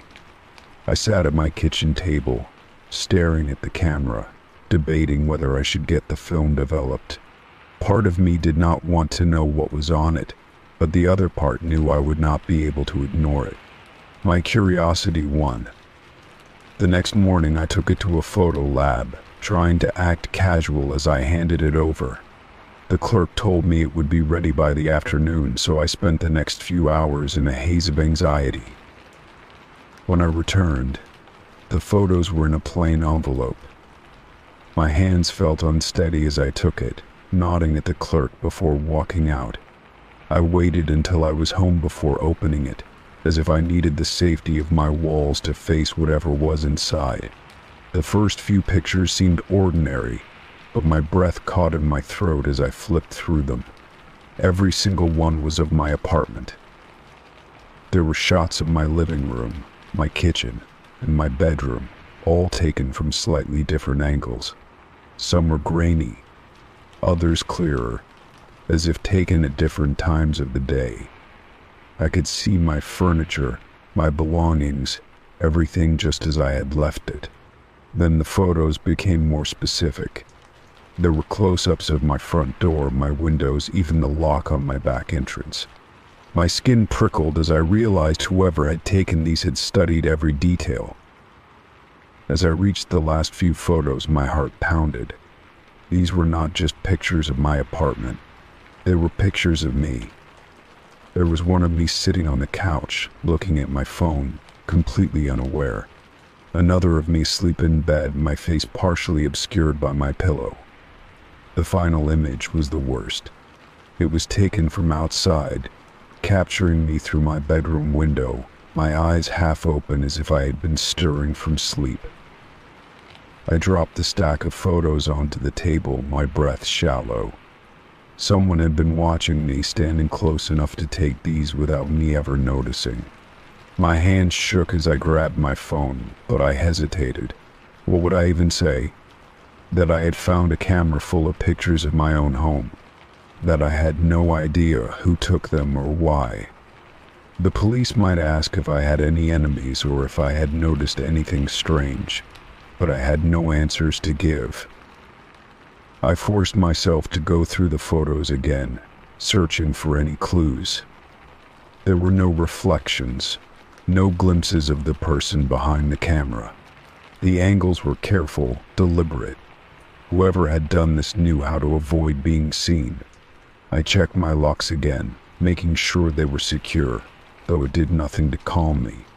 I pulled the curtains tight, but the knowledge that they had already seen inside made it feel useless. That night, sleep was impossible. Every creak, every rustle of the wind outside made my heart race. I kept expecting to hear footsteps, to see a shadow move outside my window. I left my lights on as if the brightness could push back the fear settling deep in my chest. My mind kept replaying the final photo, the one of me stirring in bed. Had I been waking up because I sensed someone was there? Was I truly alone now? The next morning I could not stay in my apartment. I packed a bag and left, heading to a hotel without telling anyone. I needed time to think, to figure out what to do next. As I sat on the hotel bed, my phone buzzed with a new message from an unknown number. I hesitated before opening it. It was a single image. My heart dropped. It was a photo of me leaving my apartment that morning, my bag slung over my shoulder. I was not alone. Someone was still watching. Story 32. I stared at the package sitting on my kitchen table, my hands resting at my sides. It was a small, plain box, the kind you might receive when ordering something insignificant. There was no return address, no sender information, nothing to indicate where it had come from. The only thing on it was my name, written in neat, precise letters. My stomach twisted as I reached for it, my fingers hesitating just above the surface. I had not ordered anything recently, and there was no reason anyone should be sending me something. I picked it up carefully, turning it over in my hands. It was light, barely weighing anything at all. My pulse quickened as I peeled away the tape, the cardboard folding open with ease. Inside was another box, even smaller. My chest tightened as I lifted it out, setting the larger box aside. The smaller box was plain, unmarked, just like the first. I swallowed hard before opening it, my fingers slightly trembling. The moment I saw what was inside, my breath caught in my throat. Lying at the bottom was a single key. My key. The one I had lost nearly 2 months ago. The one I had searched for relentlessly, turning my apartment upside down trying to find. The one I had finally given up on and replaced. I reached in and picked it up, my fingers curling around the cool metal. There was no mistaking it. The shape, the slight bend near the tip, the worn edges from years of use. It was mine. My skin prickled as I turned it over in my palm, my mind racing. I had lost it outside, near my apartment complex. I had assumed it had fallen into a storm drain or been picked up by someone who had no way of knowing who it belonged to. But now here it was, carefully packaged and sent directly to me. A sick feeling settled in my stomach as I glanced around my apartment. The front door was locked, the windows shut. Everything was as it should be. But someone had found my key. Someone had held on to it long enough to send it back to me in a box with no explanation. My heartbeat pounded in my ears as I set the key down on the table, taking a step back. I grabbed my phone, my hands clammy as I scrolled through my contacts. Who would have done this? A friend? A neighbor? Someone playing a weird joke? I tapped out a quick message to a few people, asking if they had found my key and sent it back to me. One by one, the responses came in. No, no, no. Each one only made the unease in my chest grow stronger. I walked to my front door, double-checking the lock. It was secure, just as I had left it. I turned, scanning the room again. Everything seemed normal, but I could not shake the feeling that something was wrong. I had lost that key outside. That meant someone had not only picked it up, but had known exactly where I lived. I picked up the small box again, searching for any clues. The handwriting on the label was unfamiliar. The postmark was from my own city, but there was nothing else. No note, no message, just my key, returned to me in complete silence. My fingers tightened around the edge of the box as I tried to think. If someone had meant well, why not tell me? Why not just drop it off at my building's office or leave it in my mailbox?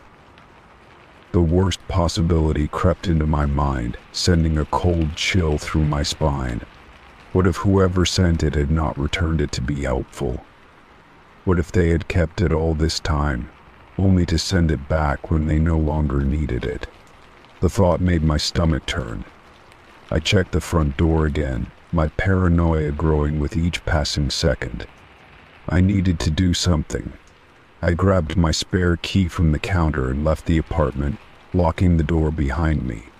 My footsteps echoed in the empty hallway as I hurried downstairs to the building's front entrance. The security guard was sitting at the desk, scrolling through his phone. He looked up when I approached, giving me a nod. I hesitated before speaking, unsure how to even explain what had happened. I pulled the key from my pocket, holding it up. "Have you seen anyone hanging around my apartment? I lost this key a while ago, and someone just mailed it back to me with no note." The guard frowned, leaning forward to get a closer look. He shook his head, saying he had not noticed anything strange. I pressed further, asking if he could check the security cameras. He sighed but agreed, pulling up the footage from the past few days. I leaned over the desk, watching as he fast-forwarded through the recordings. Hours passed in seconds, people coming and going, nothing unusual. Then, something made him stop. The screen showed a delivery person walking into the building, a small package in hand. They wore a cap pulled low over their face, making it impossible to see them clearly. They approached the mailroom, set the package down, and left just as quickly as they had come. The footage was grainy, the details unclear, but one thing stood out. They never scanned a package label. The guard rewound the footage, slowing it down. Most delivery services had to scan packages when dropping them off, especially in secured buildings. But this person had not. They had simply walked in, placed the box down, and left. My skin crawled as I realized what that meant. This was not a normal delivery. Whoever had sent me the key had done it personally. The guard turned to me, his face serious. "If you are worried, you should file a report." I nodded, my throat dry.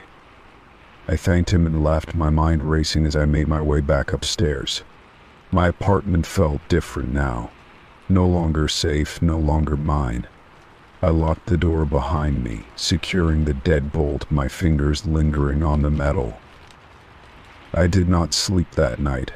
I lay awake, listening to every sound, every creak of the building settling. My mind kept going back to the key, to the package, to the unknown person who had held on to it all this time. What had they been doing with it? Why return it now? The next morning I changed the locks. I watched as the locksmith removed the old one, replacing it with a brand new set of keys. I held the new key tightly in my palm, the weight of it strangely comforting. I knew it was not a perfect solution, but it was something. Days passed, then weeks, and nothing else happened. No more strange packages, no signs of anyone lurking around my apartment. Slowly, I allowed myself to relax. The fear faded into the background, becoming just another strange memory.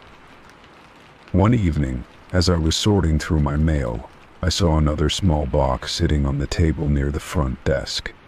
My breath hitched as I stared at it, my fingers going cold. It was the same size, the same plain design, but this time it was not addressed to me. It was addressed to my neighbor. Story 33. I was alone in my apartment when I heard it. A whisper, faint but unmistakable, drifting from the air vent near the ceiling. My name. I froze where I stood, my hands tightening around the cup of coffee I had just made. The room was silent, except for the low hum of the refrigerator. I glanced at the vent. half expecting to see something staring back at me, but there was nothing. My mind immediately searched for a logical explanation. Maybe it was a trick of the air moving through the ducts, or maybe a neighbor's voice had somehow traveled through the vents. But I knew my neighbors, and none of them had ever called my name. I set my coffee down, my pulse quickening as I took a slow step forward. The whisper had been so soft, almost like a breath, but I had not imagined it. I stood beneath the vent, tilting my head up. The slats were covered in dust, the metal edges slightly bent in places. I listened, holding my breath, waiting for another sound, but there was nothing. Just silence stretching out, pressing down on me like a weight. I exhaled sharply, telling myself I was being paranoid. Still, the unease did not fade. I grabbed a chair from the dining table and dragged it beneath the vent. Climbing up, I reached for the slats, running my fingers along the edges. They were cold to the touch, rough with built-up grime. I peered inside, but the darkness swallowed everything beyond the first few inches. I swallowed hard, feeling a chill run down my spine. There was no reason for anyone to be in the air ducts. But then why had I heard my name? I stepped down, pushing the chair back into place, trying to shake off the feeling that something was wrong. I reminded myself that sound traveled strangely in old buildings. It could have been anything. I sat on the couch, turning on the television for background noise, but my attention kept drifting back to the vent. My name had not been spoken in a way that sounded accidental. It had been deliberate. Hours passed, and I forced myself to go about my night as usual. I cooked dinner, cleaned up, and tried to ignore the gnawing feeling in my gut. As I was getting ready for bed, I hesitated before turning off the lights. My eyes drifted once more to the vent, my skin prickling with the memory of that whisper. I shook my head and got into bed, telling myself I was being ridiculous. Sometime in the middle of the night, I woke up suddenly. The room was dark, the silence almost too thick. I blinked, trying to adjust my eyes when I heard it again. The whisper, my name. Soft, slow, like someone was right above me, speaking through the vent. My chest tightened, my breath caught in my throat. I turned my head slowly, my heart pounding so hard I could feel it in my fingertips. The vent was right above my bed, and this time I knew I was not imagining it. I wanted to tell myself it was just the wind, just the pipes shifting, just something logical. But deep down, I knew the truth. Someone had whispered my name, and I had no idea who or what was listening from the other side. Story 34. I was lying on my couch, scrolling mindlessly through my phone, when the message came in. The screen lit up with a number I did not recognize, followed by a short, unsettling text. "I will see you tonight." Below it, my exact address was typed out down to the apartment number. My stomach clenched as I reread it, my fingers tightening around my phone. At first, I thought it was a mistake.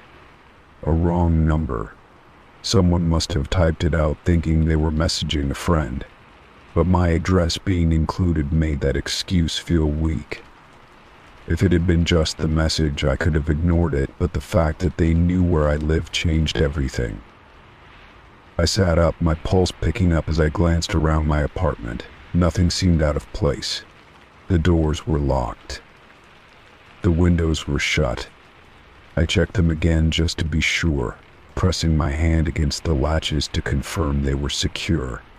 The unease settled deeper in my chest as I looked back at my phone.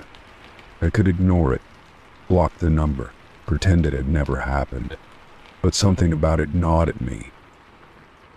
I typed out a response, hesitating for a moment before hitting send. "Who is this?" I watched the screen, waiting. The message delivered, but no response came. The longer I stared at it, the more uncomfortable I became. If it was a mistake, they would have replied by now, apologizing for sending it to the wrong number. But the silence stretched on, thick and unsettling. I tried to push it from my mind, convincing myself it was nothing. But as the evening dragged on, the anxiety only grew. I double-checked my locks again, then pulled the blinds shut, making sure no one could see inside. My heart pounded as I paced the apartment, glancing at my phone every few minutes, waiting for another message that never came. By the time night fell, I was exhausted from worrying, but I knew I would not be able to sleep. Every little sound made me jump. The hum of the refrigerator, the creak of the building settling, even the wind against the windows sent a jolt of unease through me. I kept my phone in my hand, checking it obsessively, hoping for some kind of explanation. A part of me wanted to call someone, but I did not even know what I would say. It was just a text. Nothing had happened. Maybe it really was a wrong number, but that did not explain why they had my address. I decided to stay awake, at least for a few more hours. I turned on the television, hoping the background noise would make me feel less alone. The glow of the screen cast long shadows across the walls, making every dark corner feel ominous. I sat on the couch, my body tense, my ears straining for any unusual sound. Then, sometime after midnight, my phone vibrated again. I nearly dropped it as I scrambled to check the screen. It was the same number. No words this time, just a single image. A dark, grainy photo of my apartment building, taken from outside. My breath caught in my throat as I stared at it, my hands going cold. The angle was low, as if someone had been standing near the sidewalk, looking up at my window. I felt my stomach twist, my heartbeat hammering in my ears. This was not a mistake. This was deliberate. Someone was outside watching. I jumped to my feet, rushing to turn off the lights. My hands trembled as I peeked through the blinds, my breath shallow. The street below was empty. No movement, no sign of anyone standing there. But I knew they had been. They had taken that picture. They had sent it to me. I backed away from the window, my mind racing. I needed to call someone. The police. But what would I even tell them? That someone had sent me a message with my address. That they had taken a picture of my building. Would they even take it seriously? My phone vibrated again. My fingers fumbled as I unlocked the screen. Another image. This time it was the front door of my apartment complex. Closer. My pulse pounded in my ears as I realized whoever it was, they were getting nearer. I grabbed my keys and phone, my body moving before I could think. I was not staying here. I did not care if it was paranoia. I needed to get out. I slipped on my shoes, heart racing, every second stretching unbearably. Then, just as I reached for the doorknob, another vibration. I forced myself to look. One last message. I am here. A heavy knock sounded at my door. My entire body went rigid. I stared at the door, unable to breathe. The knock came again. Slow, deliberate. My hand hovered over the doorknob, but I did not dare touch it. I stepped back, gripping my phone so tightly my fingers ached. Another knock, then silence. Minutes passed. I did not move. I barely breathed. My heart pounded so hard I thought it might give me away. I stared at the door, waiting, listening. But there was nothing. After what felt like an eternity, I worked up the courage to check through the peephole. My stomach twisted at the sight of the empty hallway. No one was there. The building was quiet. It was as if nothing had happened. I did not sleep that night. I stayed locked in my apartment until the sun came up, my body rigid with fear. The messages stopped. The knocking did not return. but I knew someone had been there. Someone had watched, had waited, had wanted me to know they were close. The next day I packed my things and left. I did not tell anyone why. I did not look back. I just knew I could not stay in that apartment any longer.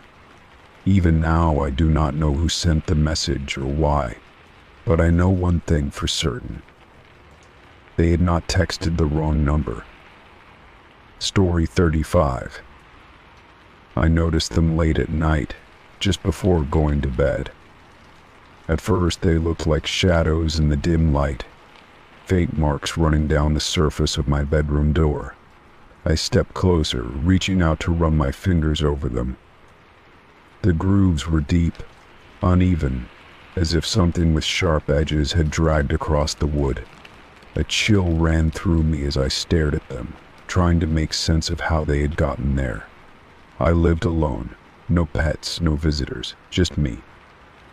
I turned on the brighter overhead light, hoping I had imagined it, but the scratches were real. Some were thin, like they had been made with a nail, while others were wider, rougher. My heartbeat quickened as I traced them with my fingertips. I had not heard anything strange. No noises, no signs of forced entry. The door had been fine yesterday, I was sure of it. I glanced around my room, scanning for anything out of place. The window was shut, locked like always. My closet door stood slightly open, but that was normal. Everything else looked the same. I took a deep breath, telling myself there had to be a logical explanation. Maybe I had scratched it myself without realizing. Maybe the marks had always been there, and I was just noticing them now. But deep down, I knew that was not true. I would have seen them before. I would have remembered. The scratches looked fresh, but wood slightly splintered in some places. I checked the floor near the door, searching for anything unusual. Nothing. No debris, no footprints, no signs of movement. Just silence. I grabbed my phone, debating whether I should take a picture. But what would that do? Who would I even show it to? I had no one else living here, no one to ask if they had seen or heard anything. The thought made my stomach tighten. I was completely alone. I forced myself to turn away, trying to shake the unease creeping up my spine. I told myself I would deal with it in the morning. Maybe I would repaint the door, cover the scratches so I would not have to think about them. But when I turned off the light and lay in bed, the feeling of being watched settled in. Sleep did not come easily. Every small sound made me tense. I kept glancing at the door, half expecting to see it move. Nothing happened, but the unease never left. Hours passed before I finally drifted off, my body exhausted from overthinking. The next morning, I got up with the memory of the scratches still fresh in my mind. I hesitated before looking at the door, almost afraid of what I would see. The marks were still there, just as deep as before, but now there were more. New ones, running lower down near the bottom, as if something had returned during the night. Story 36. I had left work later than usual that evening. The streets were quieter than normal, with only the occasional car passing by. The air was cool, and the distant hum of city life filled the silence. As I walked, I could not shake the feeling that something was off. It was subtle at first, just an uneasy sensation in the back of my mind. But as I continued, the feeling grew stronger. I glanced over my shoulder, expecting to see someone behind me, but the sidewalk was empty. The only movement came from the flickering streetlights and rustling trees. I shook my head, trying to convince myself that I was imagining things. Maybe I was just tired. I adjusted my bag and quickened my pace, eager to get home. But the moment I did, the feeling returned. It was as if someone was matching my steps, always staying just out of sight. I turned around again, this time more abruptly, hoping to catch whoever it was off guard. Still nothing. The street remained empty just as before. I let out a breath, trying to steady my nerves. Maybe it was just paranoia. Maybe the stress from the day was getting to me. But deep down, I knew that was not true. Something was wrong. I could feel it. I kept walking, my body tense with every step. The street lights above cast long shadows, stretching across the pavement like twisted figures. My apartment was still a few blocks away, but suddenly the distance felt much longer. The road was silent, too silent. I tried to focus on my footsteps, but I could hear something else. A faint, almost imperceptible sound. It was not loud, just a soft shuffle, barely noticeable. But it was there. I spun around once more, my heart pounding. Again, nothing. My eyes darted to the alleyways, the parked cars, the darkened doorways of closed shops. If someone was there, they were doing a good job of staying hidden. I swallowed hard and forced myself to keep moving. My fingers tightened around my phone inside my pocket. I considered calling someone, but what would I even say? That I had a bad feeling. That I thought someone was following me but could not prove it. It sounded ridiculous. I decided to just get home as quickly as possible. The sooner I was inside, the better. As I turned onto another street, my stomach tightened. There was a small convenience store on the corner, its bright lights spilling onto the pavement. Without hesitation, I stepped inside. The sudden shift from the quiet street to the buzzing store felt jarring. I pretended to browse the shelves, using the reflection in the glass refrigerator doors to check behind me. I saw nothing unusual, just the store clerk scrolling through his phone. After a few moments, I made my way to the counter and bought a bottle of water. It was just an excuse to stay inside for a little longer. As I paid, I casually asked the clerk if he had seen anyone hanging around outside. He barely looked up before shaking his head. To him, it was just another ordinary night. But to me, something still felt wrong. I lingered near the entrance, pretending to check my phone. My apartment was only a short walk away now, but the thought of stepping back outside made my skin crawl. Taking a deep breath, I finally pushed the door open and stepped out onto the sidewalk. The night air felt heavier than before. I forced myself to walk at a normal pace, though every instinct screamed at me to run. My mind kept racing with possibilities. Maybe someone had been following me and had given up when I went inside the store. Or maybe they were still out there, waiting for me to lower my guard. I reached my building and hurried up the steps. As I fumbled with my keys, I could not help but glance over my shoulder one last time. The street was empty, just as it had been before, but that feeling had not gone away. I stepped inside quickly, locking the door behind me.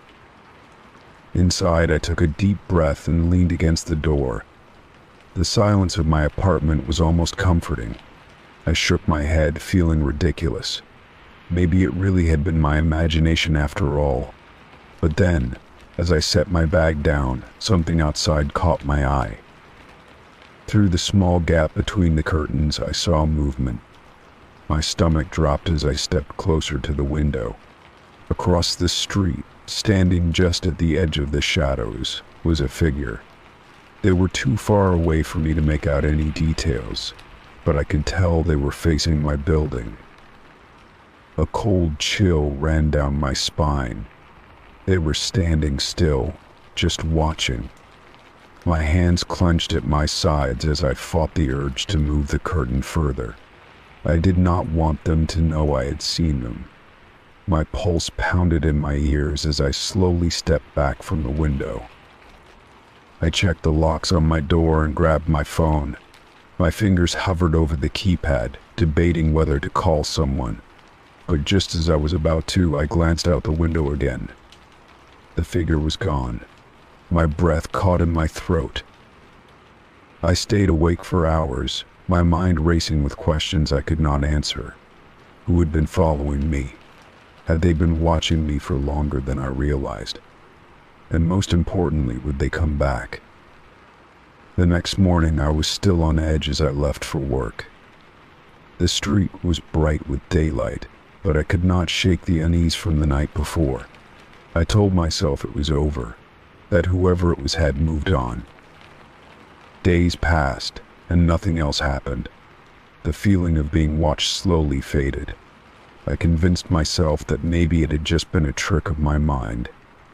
But even now, every time I walk home alone, I still find myself looking over my shoulder, just in case. Story 37. I had never paid much attention to my laptop camera before.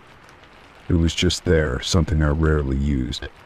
But one evening, while going through some settings, I noticed something strange. The camera history showed it had been activated multiple times during the night. At first, I thought it was a mistake or some kind of glitch. But the more I looked, the more uneasy I became. Each activation happened while I was asleep, at different times throughout the night. I tried to remember if I had left any programs open that might have triggered it, but I knew I had not. I barely used the camera at all. My mind raced with possibilities, each one worse than the last. I tried to stay calm, telling myself there had to be a logical explanation. That night, I placed a piece of tape over the camera before going to bed. It was a simple step, but it made me feel a little safer. The next morning, I checked the camera history again. My stomach tightened when I saw that it had still been activated, even with the tape covering it. That meant something or someone was trying to use it. I quickly went through my laptop, checking for any unfamiliar programs or strange files. I searched for anything that might explain what was happening. I found nothing unusual, but that only made things worse. If there was nothing on my laptop causing this, then what else could it be? I felt exposed, like I was being watched without knowing by who or why. I decided to reset my laptop, wiping everything clean. It took time, but I wanted to be sure that nothing suspicious remained. I changed all my passwords, installed extra security software, and turned off my camera permissions. That night, I felt a little better knowing I had taken steps to protect myself, but the fear still lingered. The next morning, I hesitated before checking the camera history again. My heart pounded as I opened the settings. This time, there were no new activations. I felt a wave of relief wash over me, thinking that maybe I had fixed the problem. But just as I started to relax, I noticed something that made my skin crawl. There was a single video file saved in my laptop's temporary folder. My hand shook as I clicked on it. The screen showed my dark room, lit only by the faint glow of my laptop. For a few moments, nothing happened. Then, I saw movement. The blankets on my bed shifted slightly, as if someone had touched them. But I had been asleep the whole time. I slammed the laptop shut, my breathing uneven. My mind struggled to make sense of what I had just seen. I knew I had been alone in my room. There was no one else in my house. But the video showed something different. I replayed it, trying to look for any explanation. I could not see anyone in the footage, but the movement was clear. That night, I barely slept. Every sound made me jump. I kept my laptop closed, afraid to open it again. I considered getting rid of it altogether, but I needed to understand what was happening. The next day, I took it to a professional, hoping they could find out if my laptop had been hacked. They ran a deep scan but found nothing unusual. No remote access, no viruses, nothing. I asked if there was any way to explain the camera turning on by itself. They told me it was rare but possible due to a hardware issue. But that did not explain the video. That did not explain the movement in my bed. I left feeling more unsettled than before. If no one had hacked my laptop, then what had caused it? That night, I set up my phone to record while I slept. I placed it in a corner of my room, facing my bed. I needed to see if anything happened again. The next morning, I checked the footage, dreading what I might find. At first, everything seemed normal. Then, just past 3 in the morning, I saw it. The laptop screen lit up on its own.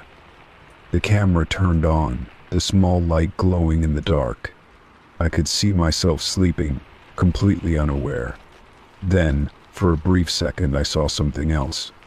A shadow moved across the screen, blocking part of the camera view. It was gone in an instant, but I had seen it. I shut off the video, my hands trembling. I checked my room, looking for any signs that someone had been inside. Everything was exactly as I had left it. The doors were locked, the windows secured. There was no explanation for what I had seen. I packed up my laptop and took it out of my room. I could not stand having it near me anymore. I replaced it with a new one, making sure to cover the camera at all times. Days passed, and I kept checking for any signs of strange activity. Nothing happened. Even though things seemed normal again, I still felt uneasy. I could not explain what had happened, and that was the worst part. I wanted to believe it was just a glitch, a coincidence, anything other than what my mind was telling me. But deep down, I knew something had been watching me, and I would never know who or why. Story 38. The notebook was wedged deep under the couch, covered in dust. At first, I thought it was something I had misplaced, but the moment I picked it up, I knew it was not mine. The cover was plain, unmarked, with no sign of who it belonged to. My hands felt cold as I flipped it open, my eyes scanning the first page. The handwriting was small and neat, each entry dated, each note precise. I read the first few lines, my pulse quickening with every word. The notes described everything I had done that day, down to the smallest detail. What time I woke up, what I ate, where I went, even what I wore. My stomach tightened as I turned the page, finding the same level of detail recorded for the next day. Every entry followed the same pattern, carefully tracking my movements. I skimmed ahead, flipping through the pages in disbelief. The notes covered an entire month, recording my life with unsettling accuracy. Whoever wrote this knew my schedule, my habits, my routines. They knew when I left the house, when I came back, what time I turned off my lights at night. My breath came faster as I realized what that meant. Someone had been watching me. I slammed the notebook shut and stood up, suddenly feeling exposed. My eyes darted around the room, searching for anything out of place. The windows were closed, the doors locked, but it did not matter. Whoever wrote this had been close enough to see everything. I gripped the notebook tightly, my mind racing with questions. How long had this been happening? How had they gotten inside? A chill crawled up my spine as a new thought formed. If they had been inside before, what if they were still here? I turned toward the hallway, my body tense, listening for any sound. The house was silent, but it no longer felt safe. Every shadow seemed deeper, every corner hiding something unseen. I checked the locks, double-checking the windows, making sure nothing was open. Sitting back down, I forced myself to go through the notebook again, looking for anything that might tell me who had written it. The handwriting never changed, steady and deliberate. The ink was black, and the paper felt new, as if it had only been written recently. Then, near the end, I saw something that made my blood run cold. The last entry was dated yesterday. That meant whoever had been keeping track of me had still been watching, even now. My hands shook as I read the final lines. It described what time I had dinner, what show I had watched, and when I had fallen asleep. But the last sentence was different from the others. It was not a record of my actions. It was a message. I know you found this." I dropped the notebook, my heart pounding in my chest. My breath came in quick gasps as I stood up, backing away from the couch. My mind screamed at me to run, to get out of the house, to call someone, but my body felt frozen. I forced myself to move, grabbing my phone with shaking hands. I dialed 911, struggling to keep my voice steady as I explained the situation. The dispatcher listened, asking me questions I could barely process. They told me to stay on the line and wait for officers to arrive. I clutched the phone tightly, my eyes darting around the room, afraid that at any moment I would see someone step out of the shadows. Minutes felt like hours as I waited. I kept glancing at the notebook on the floor, as if it might change, as if more words would suddenly appear. Then, finally, flashing lights appeared outside, and the sound of footsteps approached my door. I rushed to let the officers in, barely able to find my voice as I explained everything. They took the notebook, flipping through the pages with serious expressions. One of them asked if I had noticed anything strange lately, anyone following me, anything missing. I shook my head, feeling helpless. I had not noticed anything. Not until now. They searched the house, checking every room, every possible hiding place, but they found nothing. One officer stayed with me while the others searched the outside of the house. I could hear them talking on their radios, but their words blurred together. My mind was stuck on the fact that someone had been close enough to document my life without me noticing. How many times had they stood outside my window? How many times had they been in my home? The officers found no signs of forced entry, no fingerprints, nothing to explain how the notebook had ended up under my couch. They told me to be cautious, to let them know if anything else happened. One of them suggested I stay somewhere else for a while. The idea of leaving felt safer than staying, so I packed a bag and went to a friend's house for the night. Sleep did not come easily. Every time I closed my eyes, I imagined someone standing in the darkness, writing down every move I made. I kept thinking about the last entry, the way it ended with that single, chilling sentence. Had they known I would find the notebook that day? Had they placed it there for me to see? The next morning I checked the security cameras outside my house, hoping for answers. The footage from the past few nights showed nothing unusual. No one approaching the house, no movement near the windows. It made no sense. Someone had been inside, had watched me, had written everything down. But they had left no trace. Days passed without incident, but I could not shake the feeling of being watched. I changed my routine, took different routes home, avoided being alone whenever possible. The police followed up, but without any leads, there was little they could do. I installed new locks, added more cameras, did everything I could to make my house feel secure. Weeks later, I found myself staring at the couch again, unable to forget the way I had discovered the notebook. I had searched every inch of my home since then, looking for any sign that someone had been there again. But there was nothing. No new notes, no signs of intrusion. Maybe they were gone. Maybe they had seen my reaction and decided to stop. I wanted to believe that, but deep down, I knew the truth. Whoever it was, they were still out there, and they'd been close enough to know everything about me.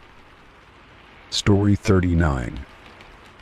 I rubbed my eyes, still groggy from sleep, as the doorbell rang again. My heart pounded slightly as I sat up, glancing at the clock on my nightstand. It was just past 3 in the morning. A deep unease settled in my chest as I pulled the blanket off and made my way toward the window. The street was quiet, dimly lit by the flickering street lamp on the corner. I squinted, trying to make sense of what I was seeing. There was no one there. No car parked outside. No shadowy figure standing by the door. Just a single chair sitting on my porch, positioned directly in front of the door. I felt a strange chill creep over my skin. The chair had not been there the night before. I knew that for certain.